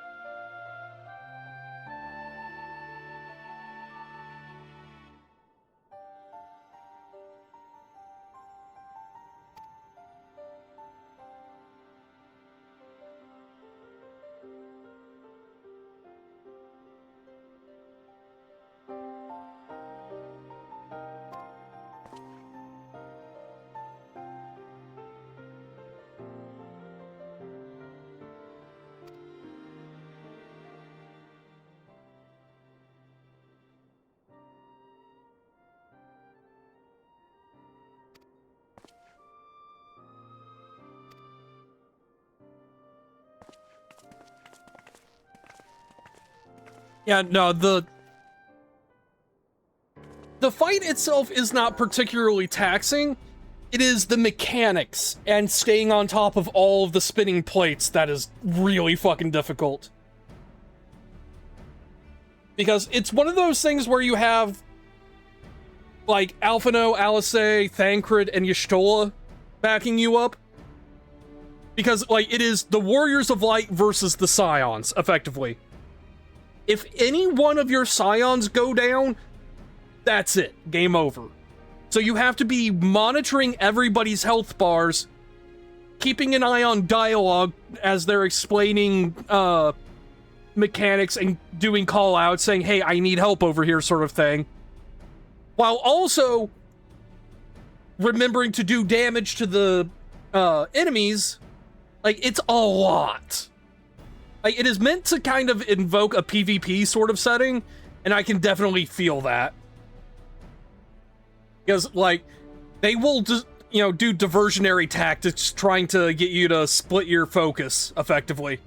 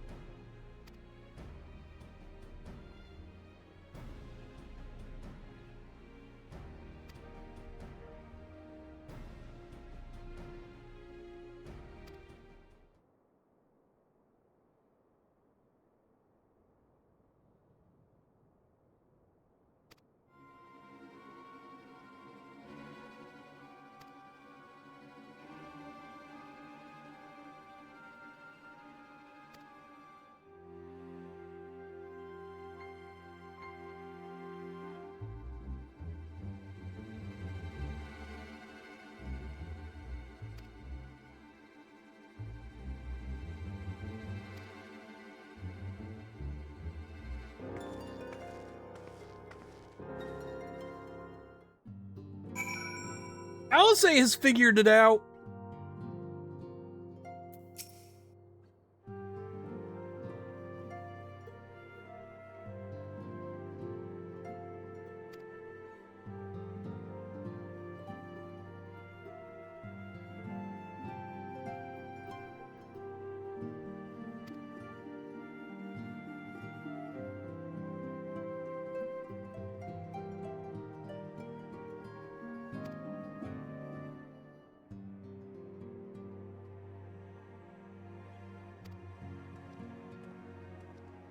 Yeah.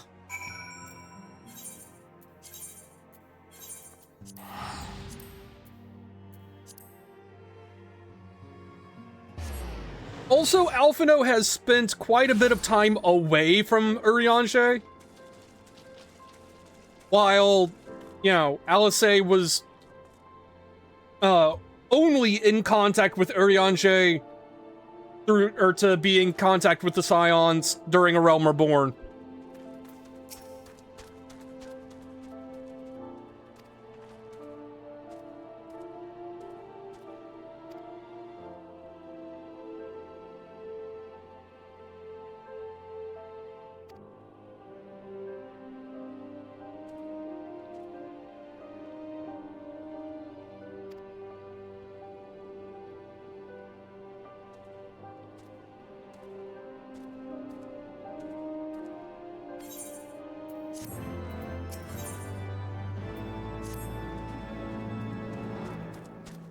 And now we are starting the rapid approach to Stormblood.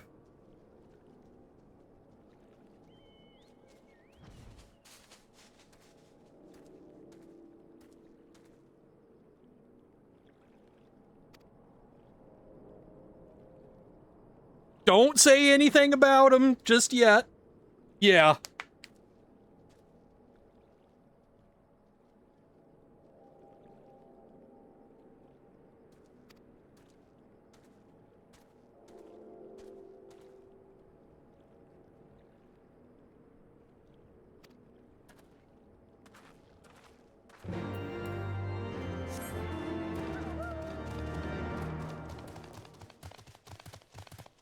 That was a baby black mage that just ran past.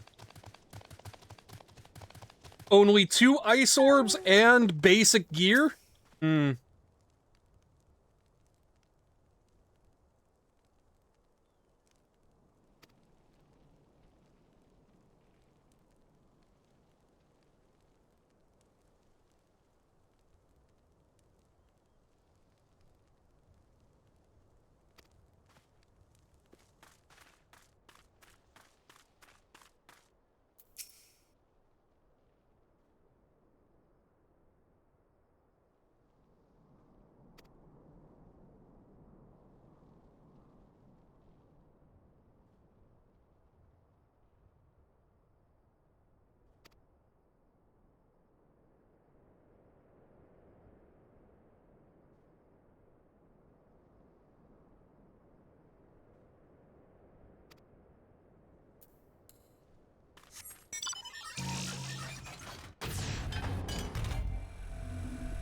Interesting that this asshole would come out while I'm doing this.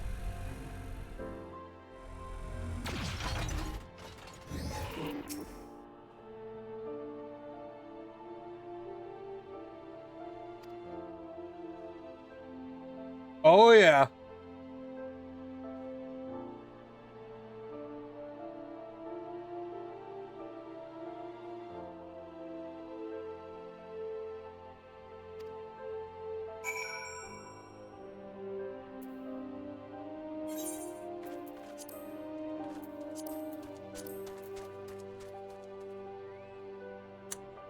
I might have a problem.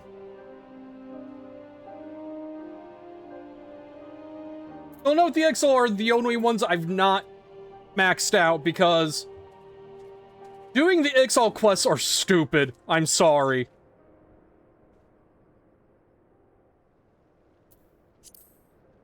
But also I need to do like crafting and gathering quests for the expansions.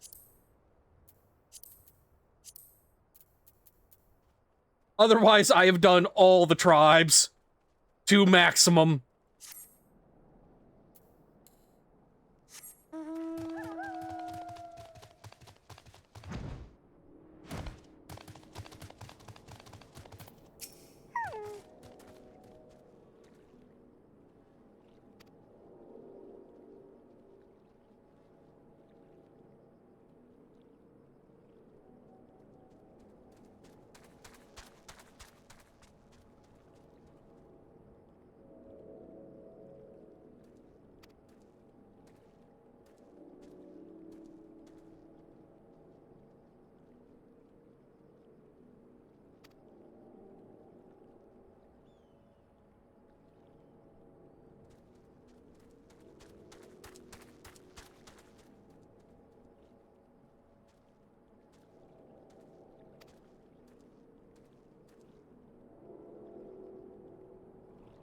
I mean, okay, the masks are not the Fed.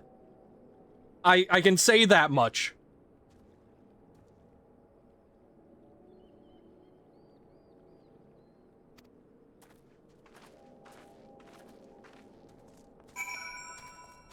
But that's only because there is no Fed to get involved here.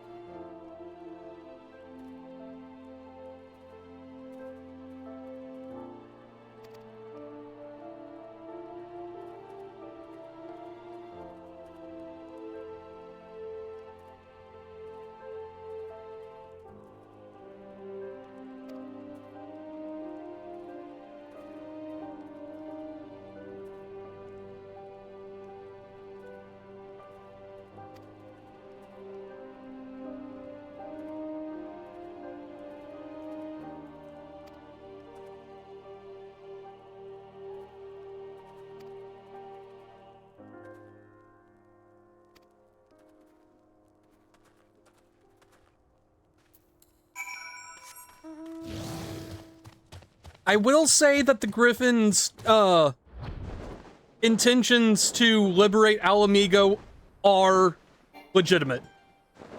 I'm not saying shit beyond that, though.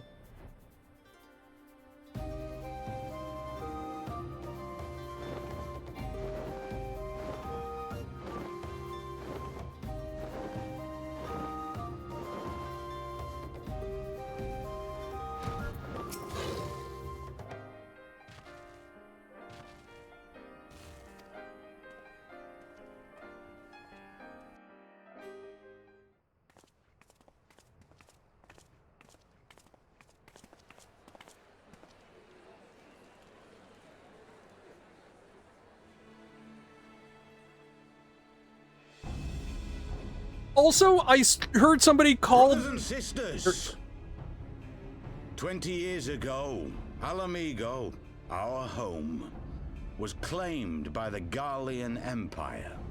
Okay.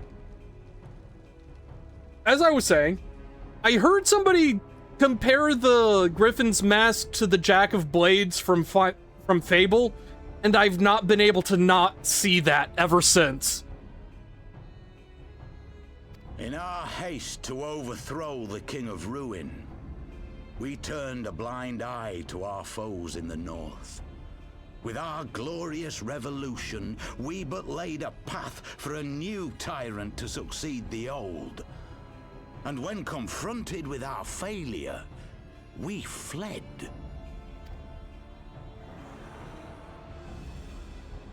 Not a day goes by that I do not think of those we left behind. Think of them and feel ashamed. And I know each and every one of you feels the same.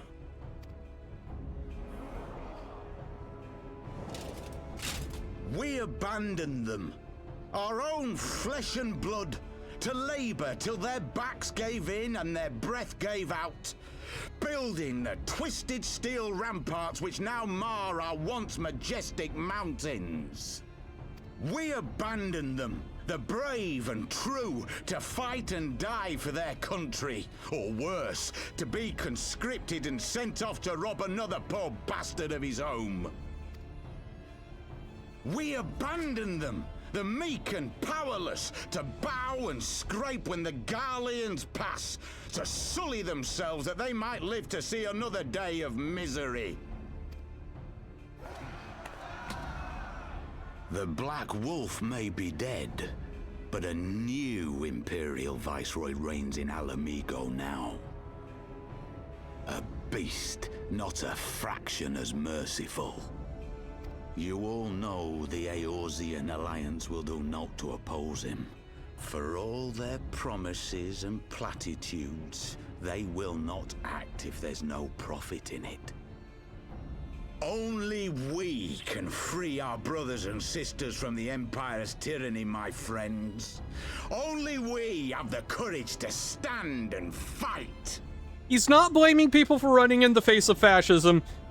He's more pointing the finger at Ul'dah et al. For not helping out. Which, you know, I don't blame him. On the other hand, they had other shit to take care of before they could turn their gaze to open war with the Garlean Empire.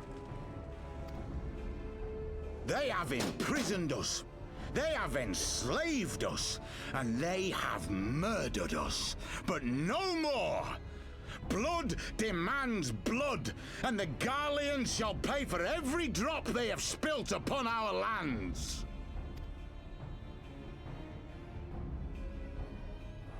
This I promise you, for we have a power within us, my friends. A power befitting our pride, our righteousness.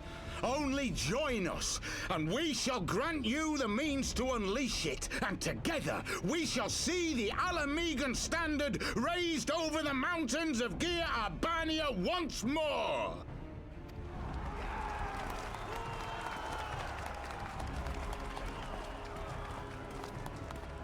A power befitting their pride. Not at all ominous, that. Wait, is that... Oh, hang on to that question, Nyx. Hang on to it.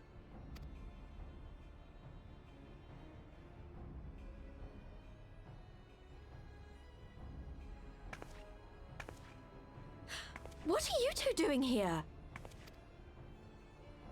I could ask you the same thing.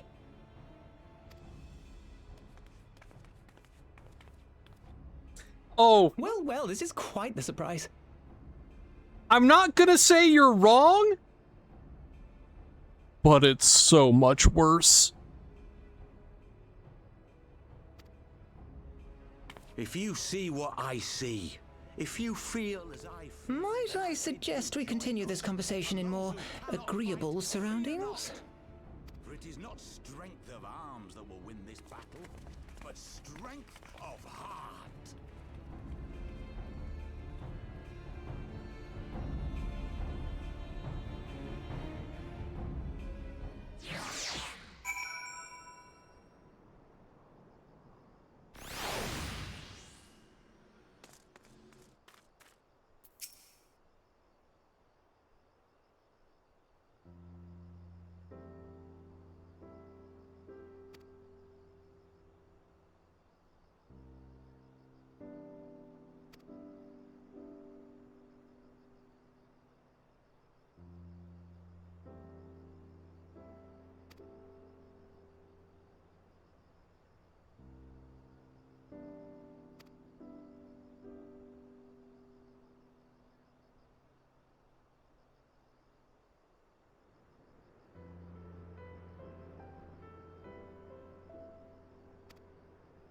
I keep forgetting Papalimo's also from Alamigo.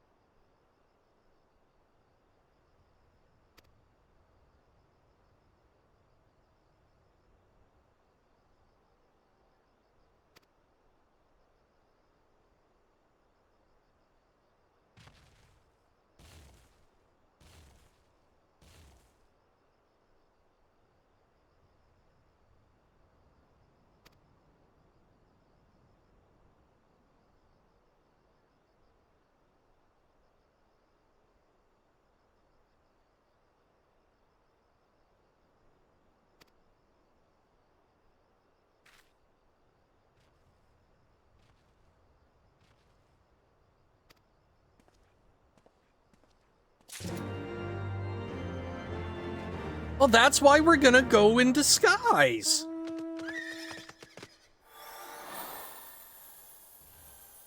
You know, ride in on my shining Pegasus horse in disguise.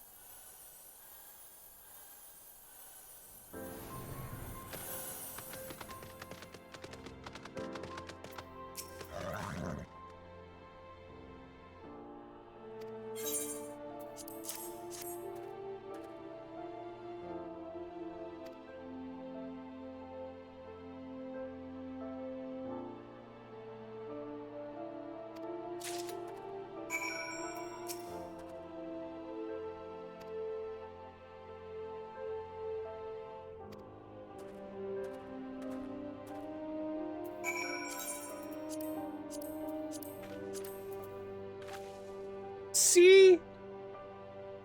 A flawless disguise.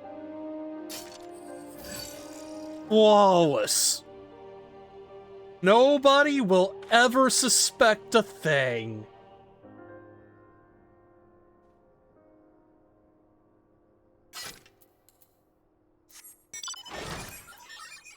Not a single suspicion.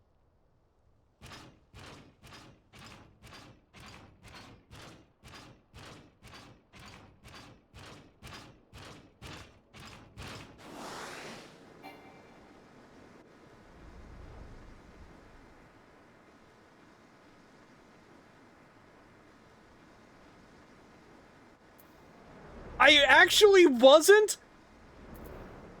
I clicked the Mount Roulette. The game knew and decided to do the funniest fucking thing possible. Also.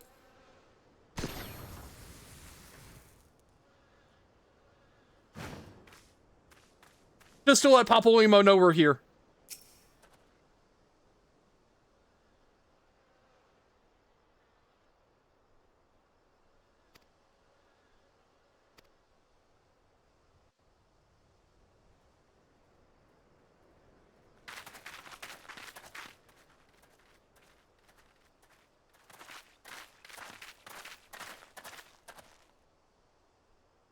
My thanks, comrades.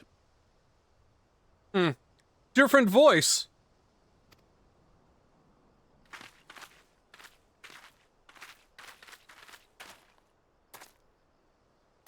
You must be the esteemed adventurers of whom I've heard so much. I understand you have taken an interest in our cause. Also, put a pin in this cutscene because it will be so much funnier in hindsight.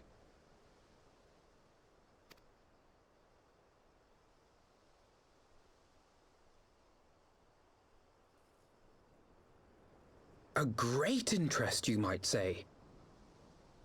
Your words have certainly made quite an impression on my friend and I. The Resistance has long, and some would say wisely, avoided open engagements with the Garleans, but you and yours seem confident against the world in arms. I can only assume you have good reason to be so bold. Why, one might even think you are planning to summon a primal.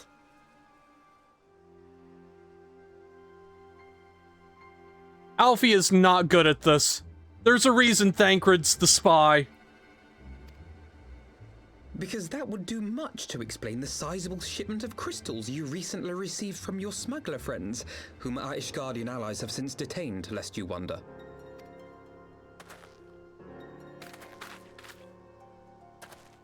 I'd like to hear more about the Griffin. The real Griffin. Your performance earlier didn't fool us. Ah, the famous scions of the Seventh Dawn. I should have known better than to think I could conceal the truth from you lot. You are right. I am not the Griffin, but I speak with his voice, and it was at his behest that we procured those crystals. The funny part is, if you are paying attention to the voice, you can tell this is actually not the same guy that was speaking earlier. So this might actually be the real Griffin. We don't know.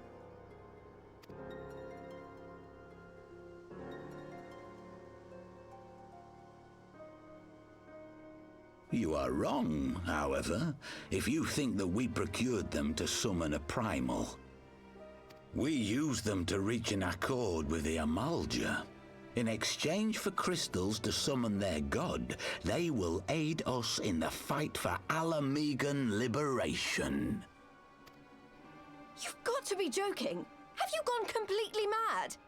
When people find out you helped the Lizardmen summon Ifrit, they'll turn on the Resistance. Alamigo will never be free!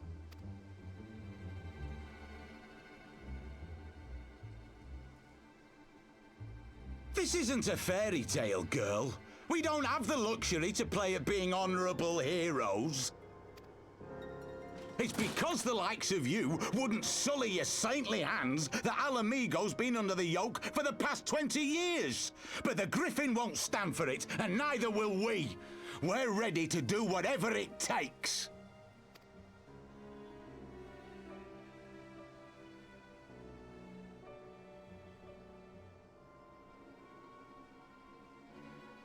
What proof do you have of this arrangement with the Amalja? What?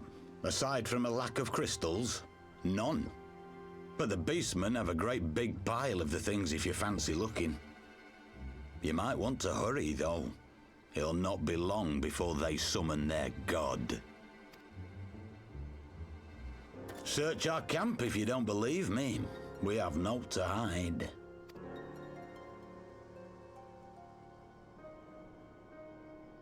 If there is a cache to be found, Ida and I will find it.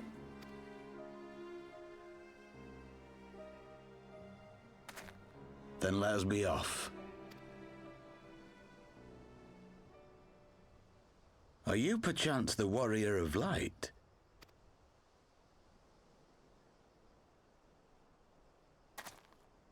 Aye, I thought so. You should know that a great many who have joined us did so because you saved them. Because you showed them that one brave woman can make a difference. You saved me too once.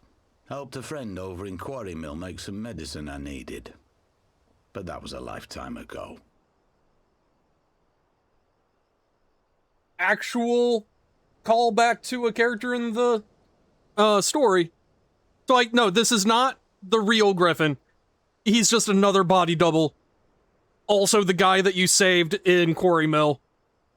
Back when we were doing stuff for... before the Sylphs, even. Come to think of it. On behalf of my brothers and sisters, I thank you. You gave us hope where there was none, courage and strength when all was lost.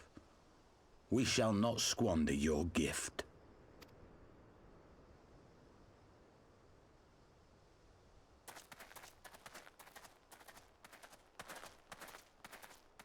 I know that look, Ida, and I do not like it. You cannot seriously be contemplating taking up arms with that band of cutthroats. I just...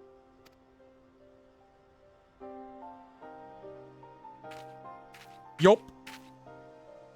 If the Griffin and his men have their way, it is only a matter of time before the situation in Alamigo comes to a head. Your homeland's future teeters on a knife edge, and any reckless action, however small, could have irrevocable consequences. You mustn't lose sight of that, Ida. When the time comes, we must all make our choices, but we must do so in full possession of the facts. Now, let us away. There is work to be done.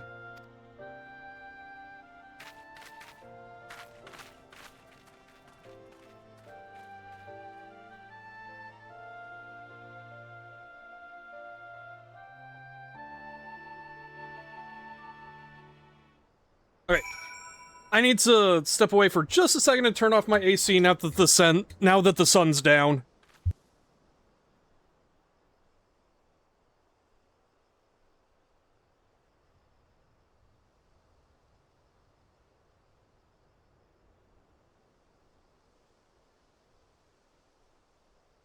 All right, I'm back.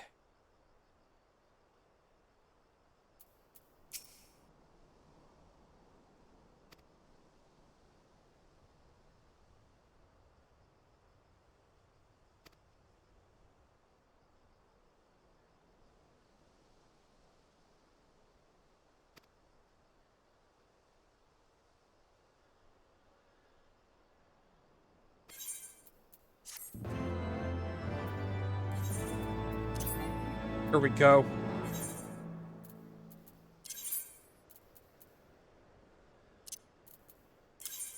Doot, doot, doot, doot. Doot, doot.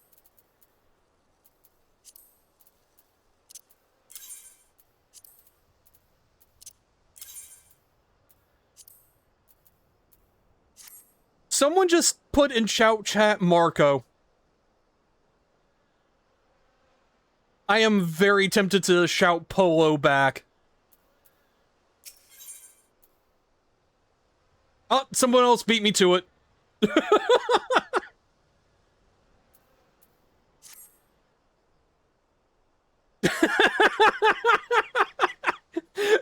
the first person just did a shocked reaction. Holy shit, that's actually really fucking funny.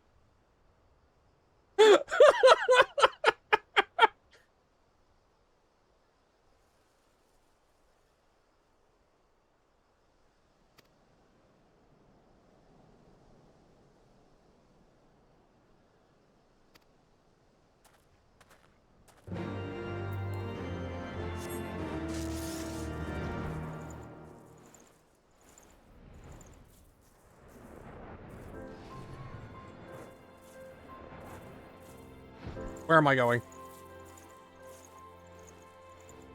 Little Alamigo is always so disorienting for me.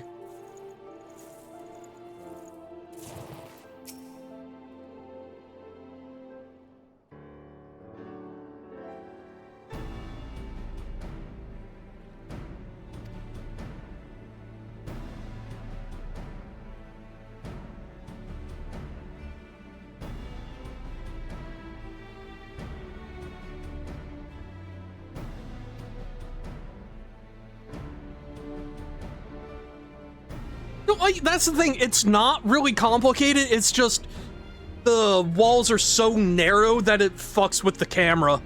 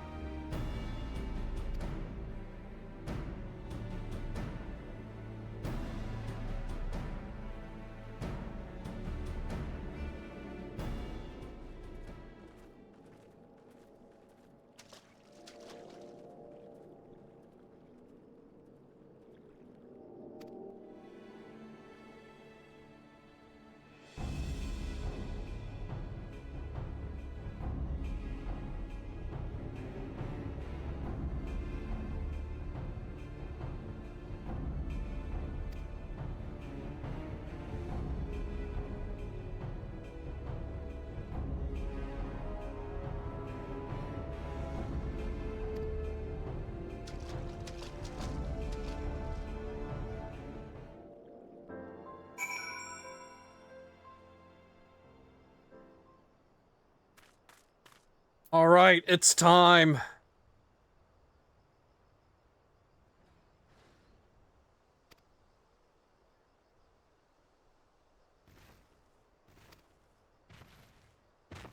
Upon proceeding, several cutscenes will play in sequence.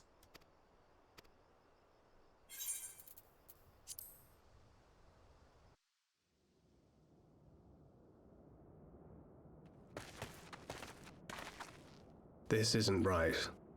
The Amalja would never leave this place so poorly guarded.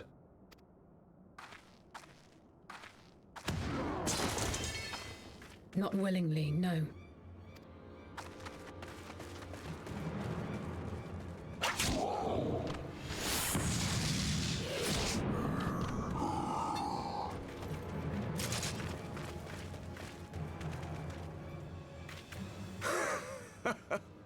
Ah, the saviors of Eorzea.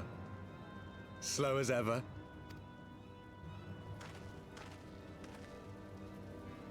By the 12, will you never learn?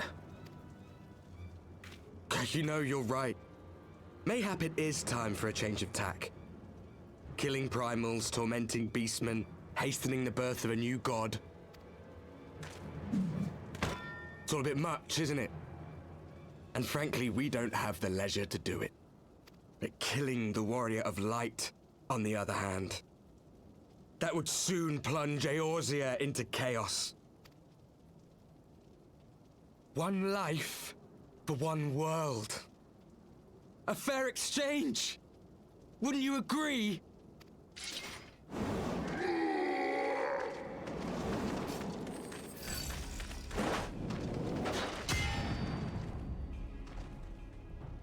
Lest you forget, you've more than one opponent. Also, this is where they unveiled Red Mage, I believe.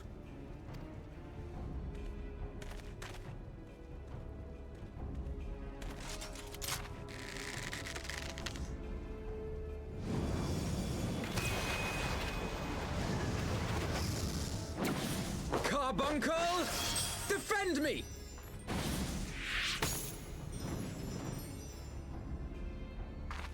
I sense you will offer more than mere target practice, unlike your sister. Alizé! Also, so many callbacks to the trailer for 1.0 here. Did I not tell you, Alphino? I am not the girl I once was. My brother was always the clever one, while my talents lay elsewhere.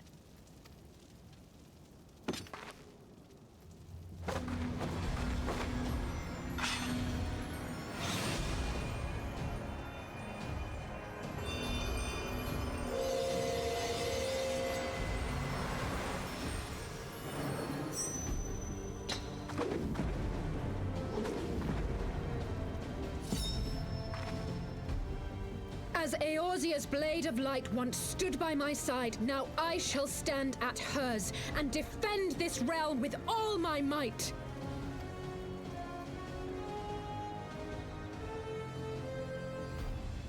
Let's finish this.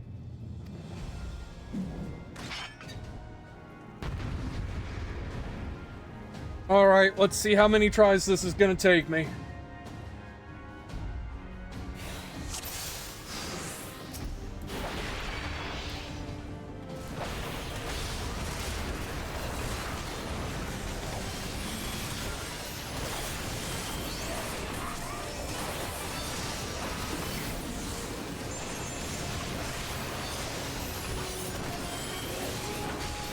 Okay, healer down.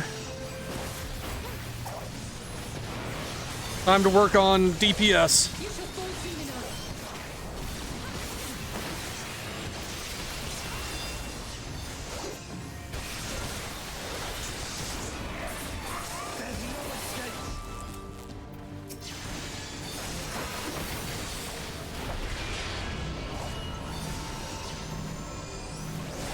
Healer's back up.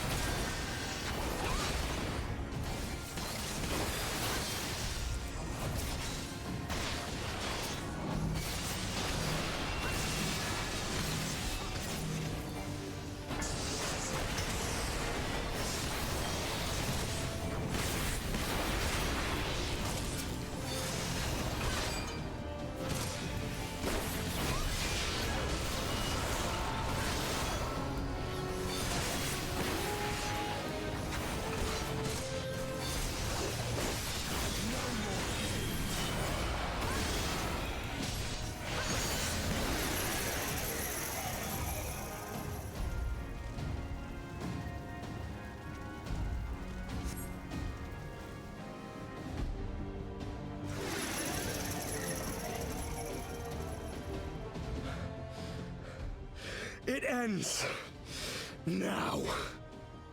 Well, okay, so healer is obvious. Any damage you do while the healer is up can be negated.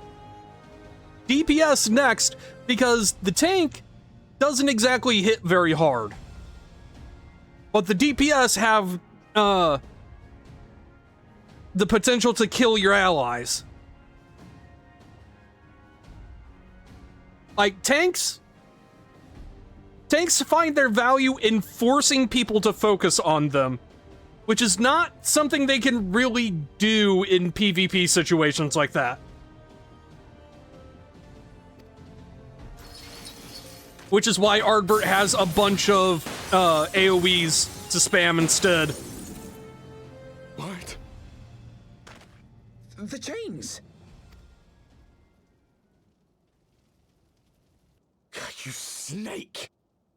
You would betray us as well? He that holdeth fast unto his convictions shall never count betrayal amongst his crimes, though all the world may call him villain. My path is unchanged, my creed sacrosanct. This I believe with all my heart. But say, warrior of darkness, and speak true, what dost thou believe? That rendering up the souls of thy world in service to the rejoining will grant it salvation? Nay. By the 12! Oriange!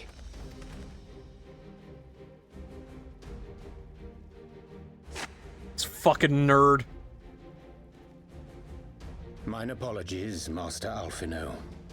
That the brightest light might shine, duty did compel me to walk in darkest shade. Yeah, no, if you compare, like, a tank's normal DPS to a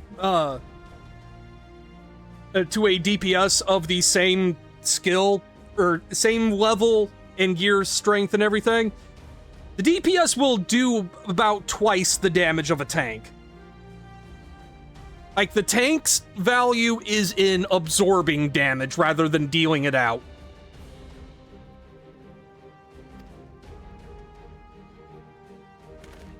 You sweet fool. I was almost willing to believe you had turned against us. I expect a full explanation when this is over. For now, may I assume you have turned your cloak for the last time? Thou mayest, my lady. Yeah, no, they are the wall that everything has to go through to get to the squishy guys behind them, sort of deal.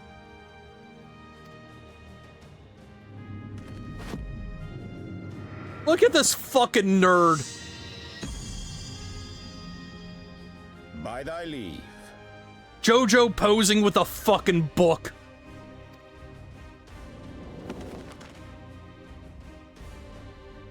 Even odds, then. No matter. We'll crush the lot of you in one fell swoop!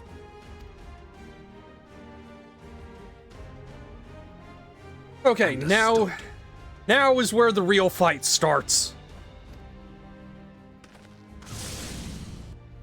Hearken to me. We only have one chance. Channel your ether into my blade that I might strike before the mage casts his spell. I cannot do it alone, but together we can defeat them.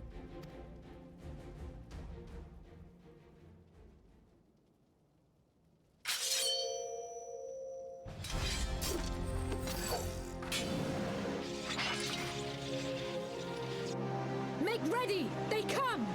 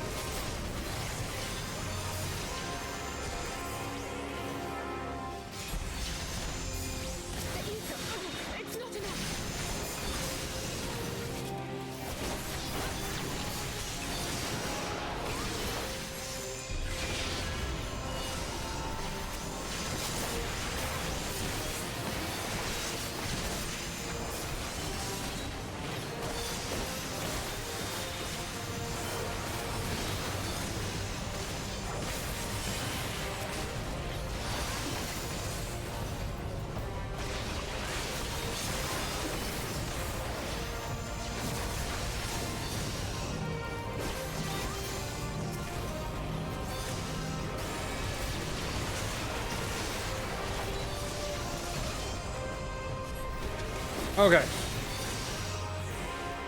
Around Jay's channeling. I'm up next again.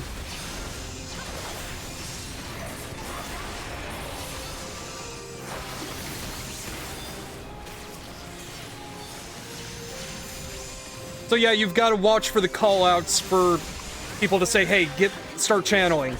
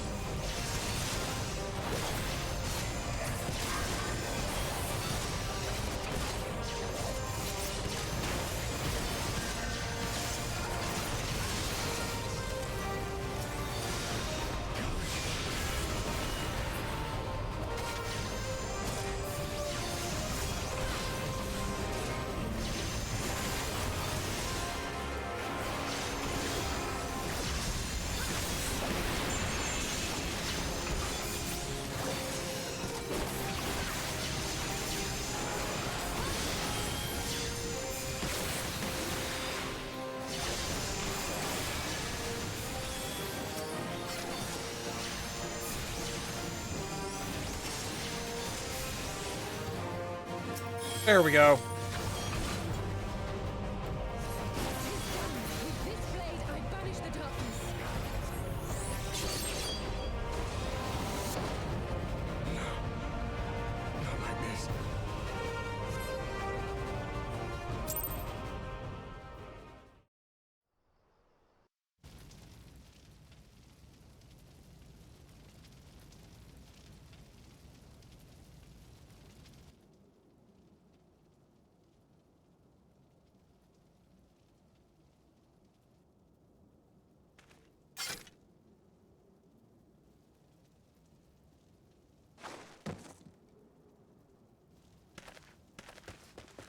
Alize, are you hurt? A touch dizzy, but otherwise fine. Thank you.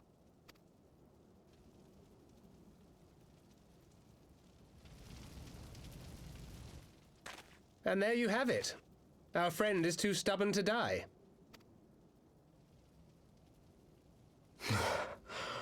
We are far from finished.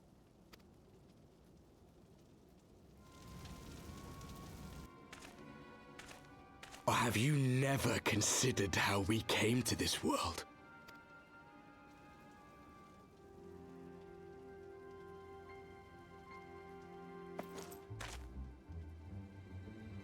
Crystals? You mean, like the Ascians? Just so. As the Ascians flee unto the rift twixt plains with crystals of darkness, so did these warriors come hither with crystals of light. Eloquent, as always. Aye, like the Ascians, we too are beyond death. You cannot defeat that which is eternal. Wait!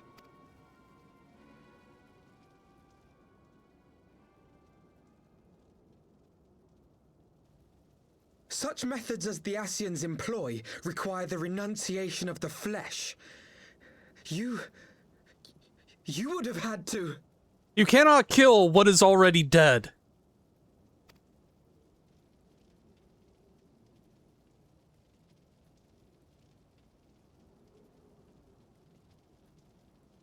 At long last you see.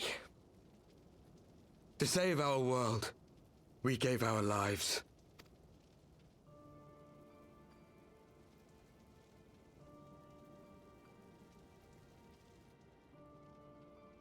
We were just adventurers trying to make our way.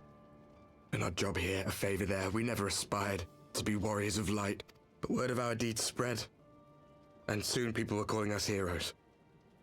They placed their hopes and dreams on our shoulders and bid us fight for all that was good and right.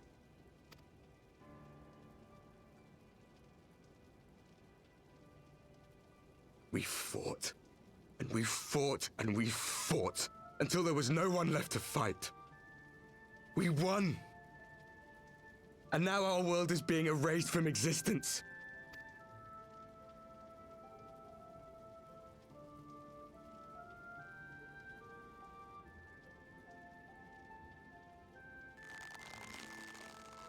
We did everything right. Everything that was asked of us, and still it came to this. You of all people should understand. We will not falter.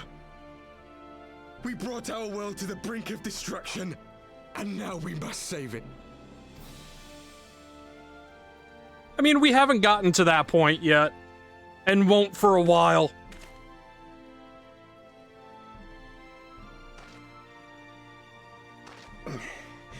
I've died before, Arbet. I'm not afraid to die again.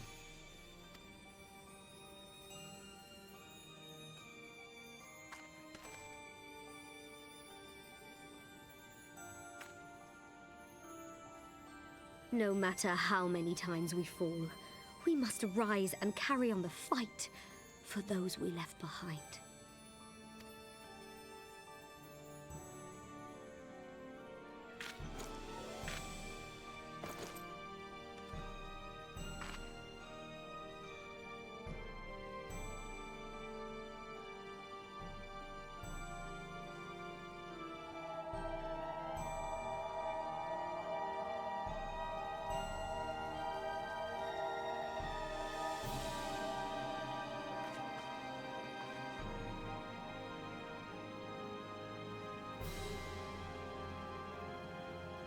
To have known the depths of sorrow and embraced the highest sacrifice.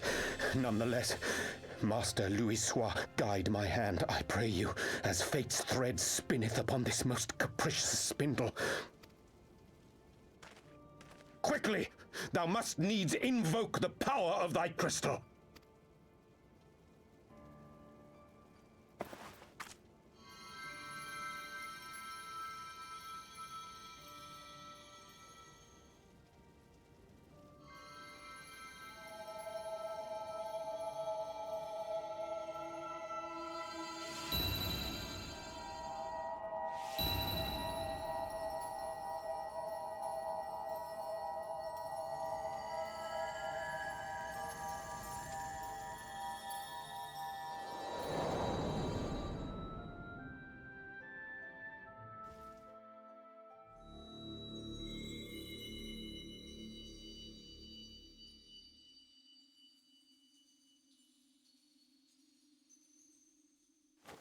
What is this place? Such pain. Such sorrow. Oh, my dear children. It can't be. Mother Heidelin, hearken unto your children's plea. From two worlds do we gather, and from two worlds do we offer a bounty of light. In this desperate hour we do beseech your intercession. We beg an audience with the word of the mother, with your chosen Minfilia.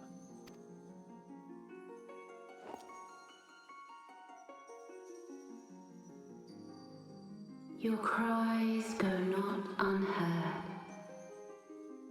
nor your sacrifices unnoticed. Though many are lost, there are those we can yet save, whom I can yet save.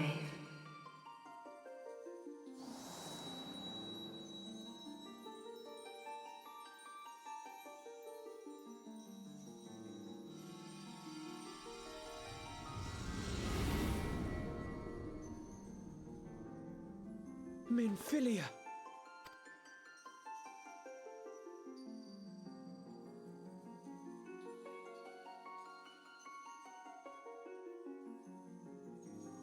Blessed children of the First, the light of your world hath grown blinding in its radiance, but it is not yet absolute.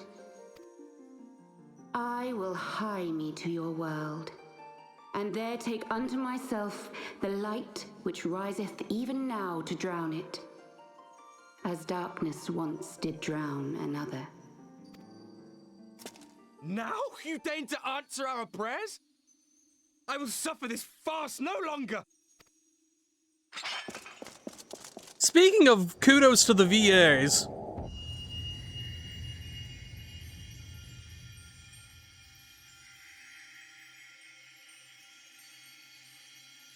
As the Ascians must serve as instruments of Zodiark's will, so too must others carry out the will of Hydaelyn. But for the boon you have granted her, she has grown strong enough to set me free, that I might serve as her emissary. Your suffering, your sacrifice, your supplications, she has heard all. We will not let the first fall to light.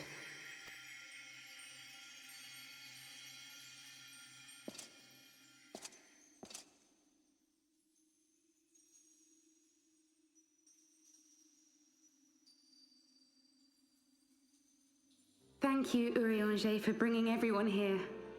It fills my heart with joy to look upon the faces of my friends once more. In taking you unto her bosom, I knew that Hydaelyn had bequeathed to you a sliver of her grace, granting you strength long sought.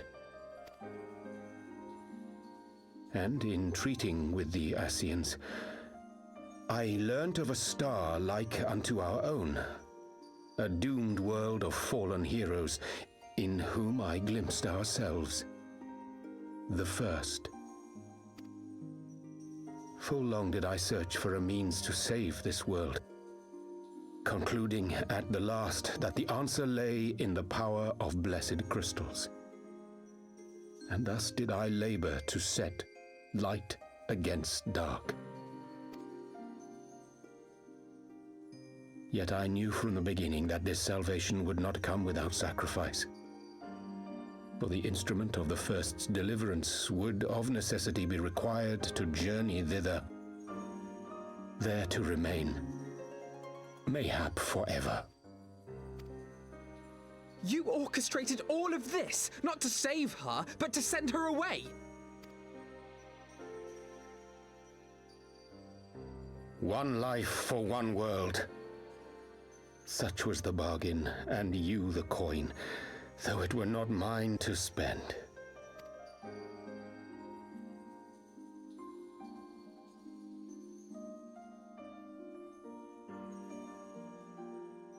Have we not walked together in the light of the crystal, and at her bidding borne witness to the joys and sorrows of this land? Each and every one of you knows my heart. If this be the price I must pay, I pay it gladly. You would go alone, then? My dearest Thancred, you who have ever watched over me, I am truly grateful for all you have done on my behalf, as would my father be. Your kindness, your compassion, your love. These are your gifts to me, and our gifts to them, forming a bond which transcends time and space.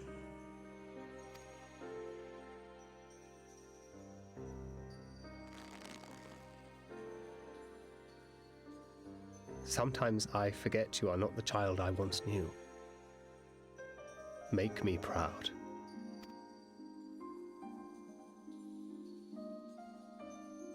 Long have I watched you from Hydaelyn's side, watched as you nurtured and kept safe the light of the dawn.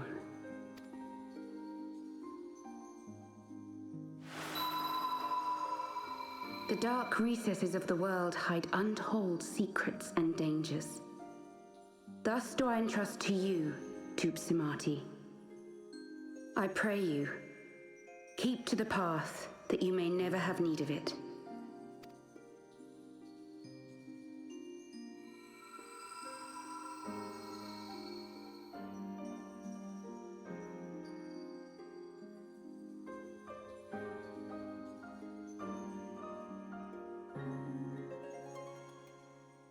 Twould seem the power of our crystals is all but spent.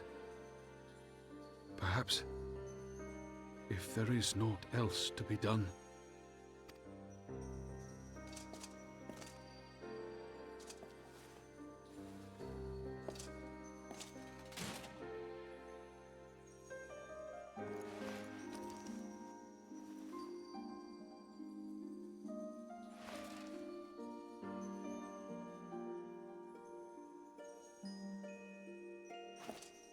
Go for it.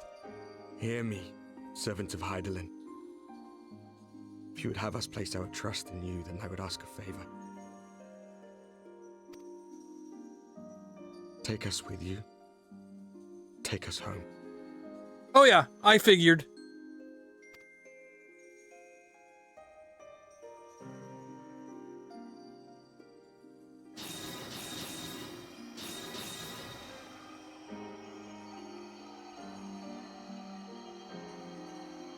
We were blind to the truth once, so I tell you this, as one fool to another. Light, dark, it doesn't matter. What matters is how you choose to use them. We made our choice and you see what came of it, so please, forge a different path. Seize a better fate.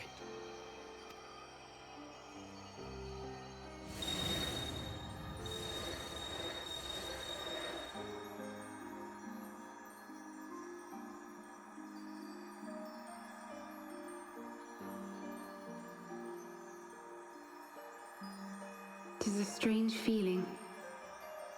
So many times have I watched you depart, my heart filled with worry. And ever did you return to me in triumph. Someday, when I have found a way to free this star from her sorrow, I promise you I shall repay the favor.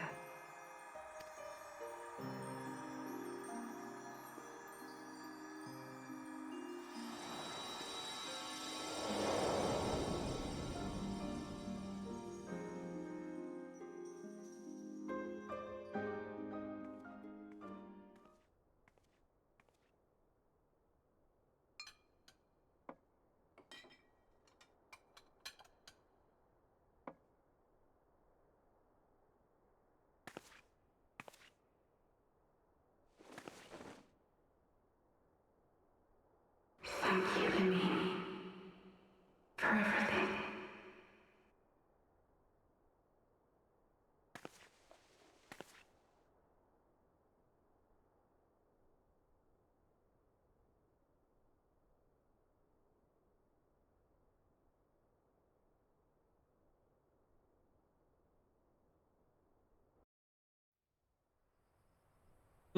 That scene gets me every fucking time.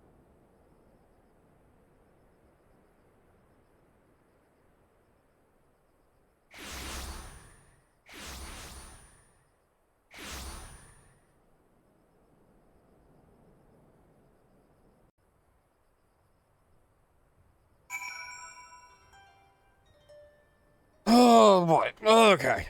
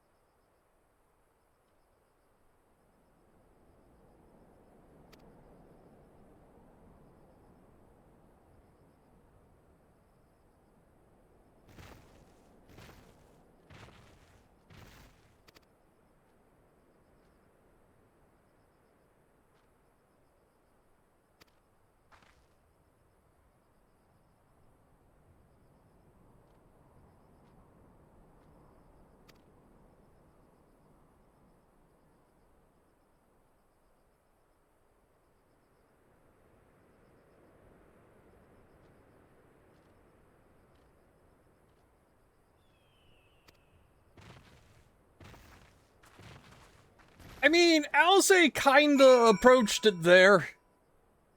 Like,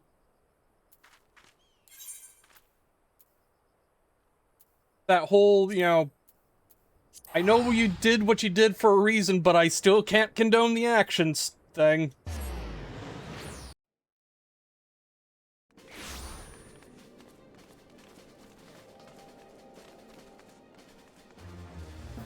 Oh wait, speak with Papolino. Shit.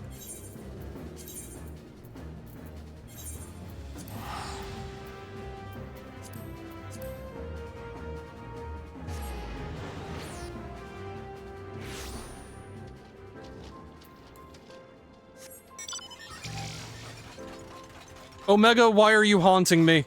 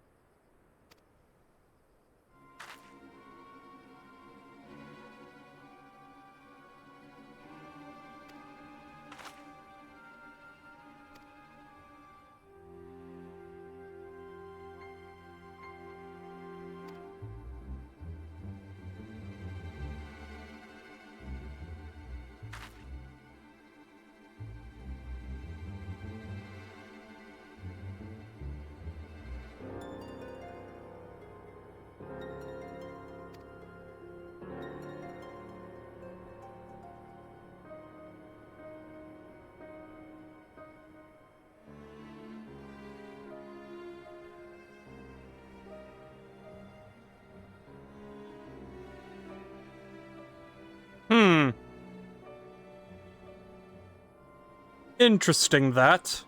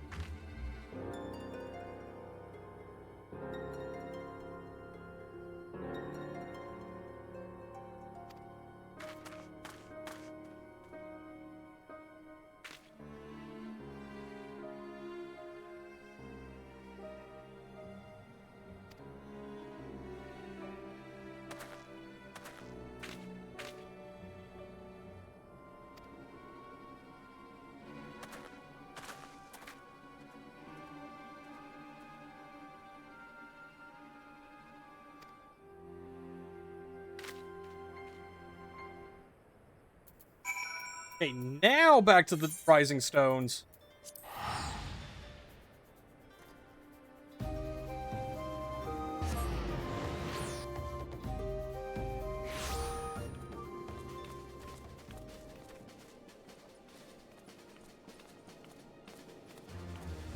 I see somebody is trying out a new job.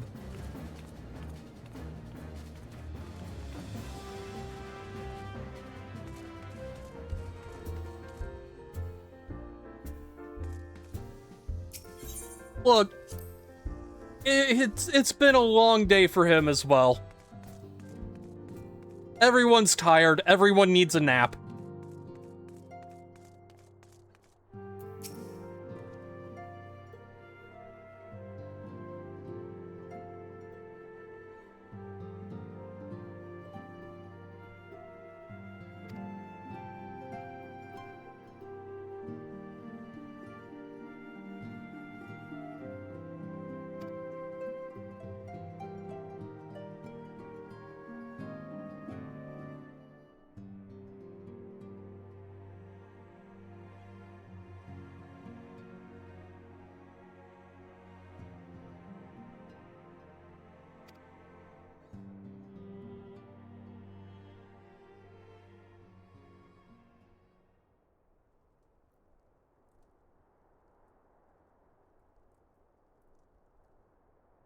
Back in the solar. It's been too long since we were all together like this. Not since after Moonbreeder. Much has changed since then. We ourselves, most of all.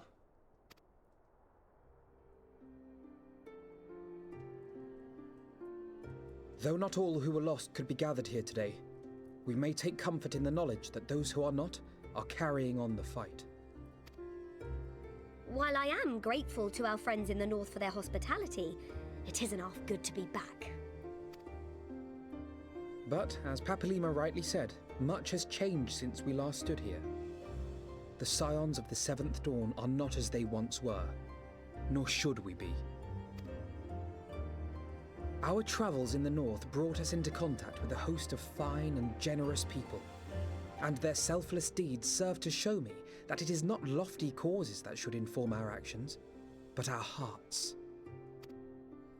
And I hope that the Scions might continue in this manner, as individuals driven by individual principles. Provided we all sincerely desire to work towards Eorzea's salvation, I believe the paths we follow to achieve it need not, and should not, be dictated by any single ideal. Companions bound by a common purpose, free to go whither they will. The idea is not without merit.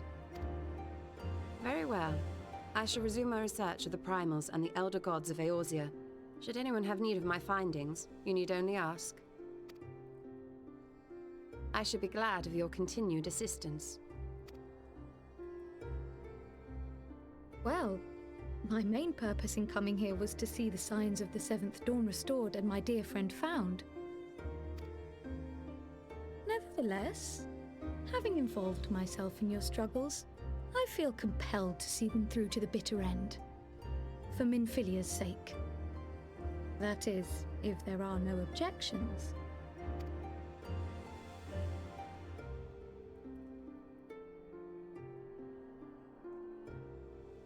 You will always be welcome here, Kryl.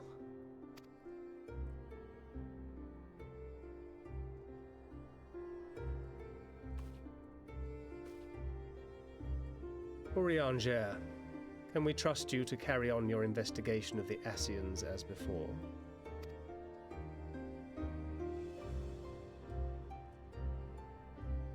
Regardless of mine own desires, I am undeserving of your trust, having so villainously deceived you all. Now, I'll hear no more of that. 'Twould be disrespectful of Minfilia's wishes. She entrusted matters here to us, that we might protect this star and understand the truth which hides at her heart. Mayhap I can handle the former, but I think you far better suited to the latter. No?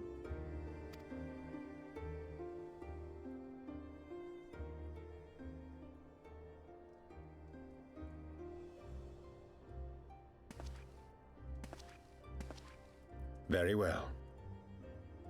Then out of love for my Lady Minfilia and Moonbreeder both, this shall be my solemn charge. Papalimo and I should probably return to Thanalan to keep an eye on the resistance. There's still the matter of the Griffin and the Amalja, not to mention the new Imperial Viceroy. That little lot must be worthy of our attention, right?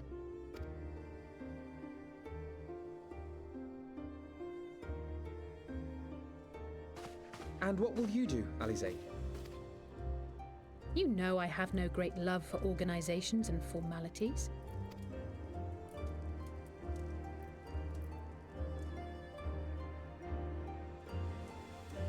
That being said, this new approach you propose is not wholly objectionable, and we've always got her to keep us from bickering. But I will suffer no titles. I am not here for House Leveilleur, nor to walk in Grandfather's shadow. Upon that point, we see eye to eye. If it please you, you may think of me as but another comrade in arms.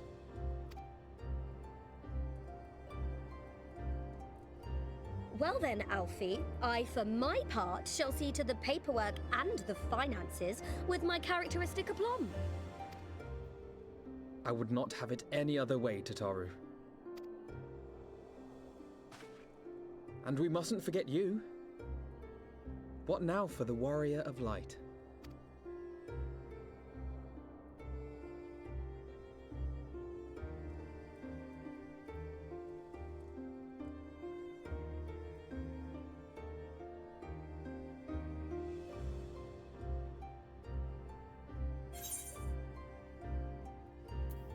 A new adventure. What else?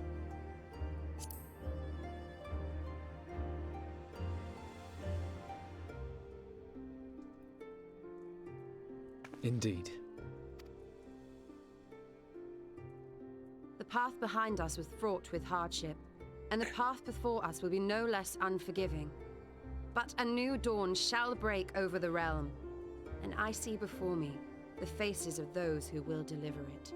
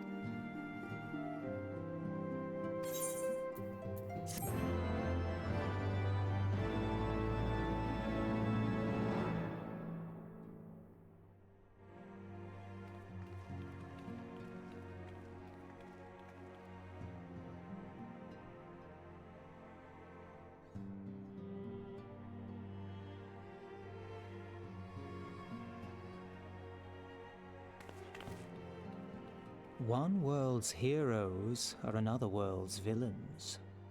One world's loss, another world's gain. Where men go as one, there is life. And where there is life,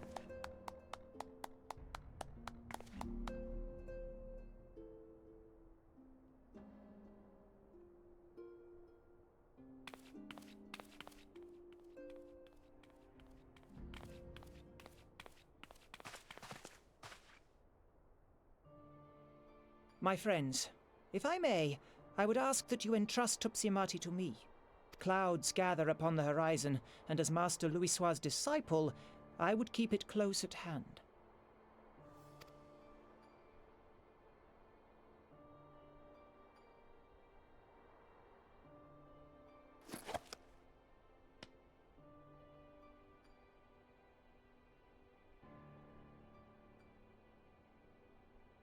Thank you.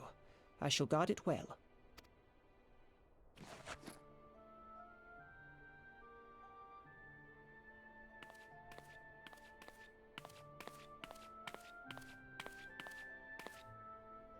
there is cause to hope.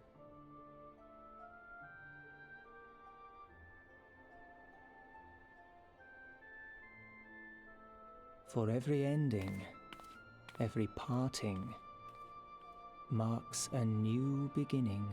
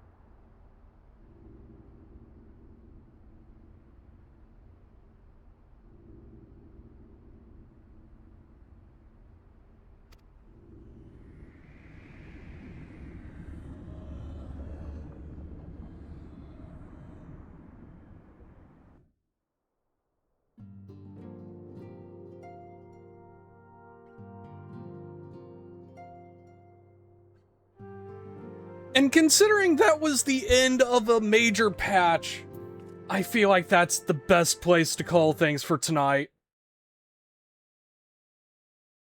So tomorrow we'll be back to Resident Evil 6 with Sync. This will be back on Thursday.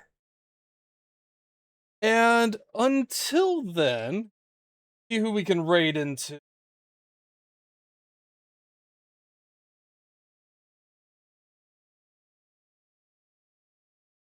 Let's see. I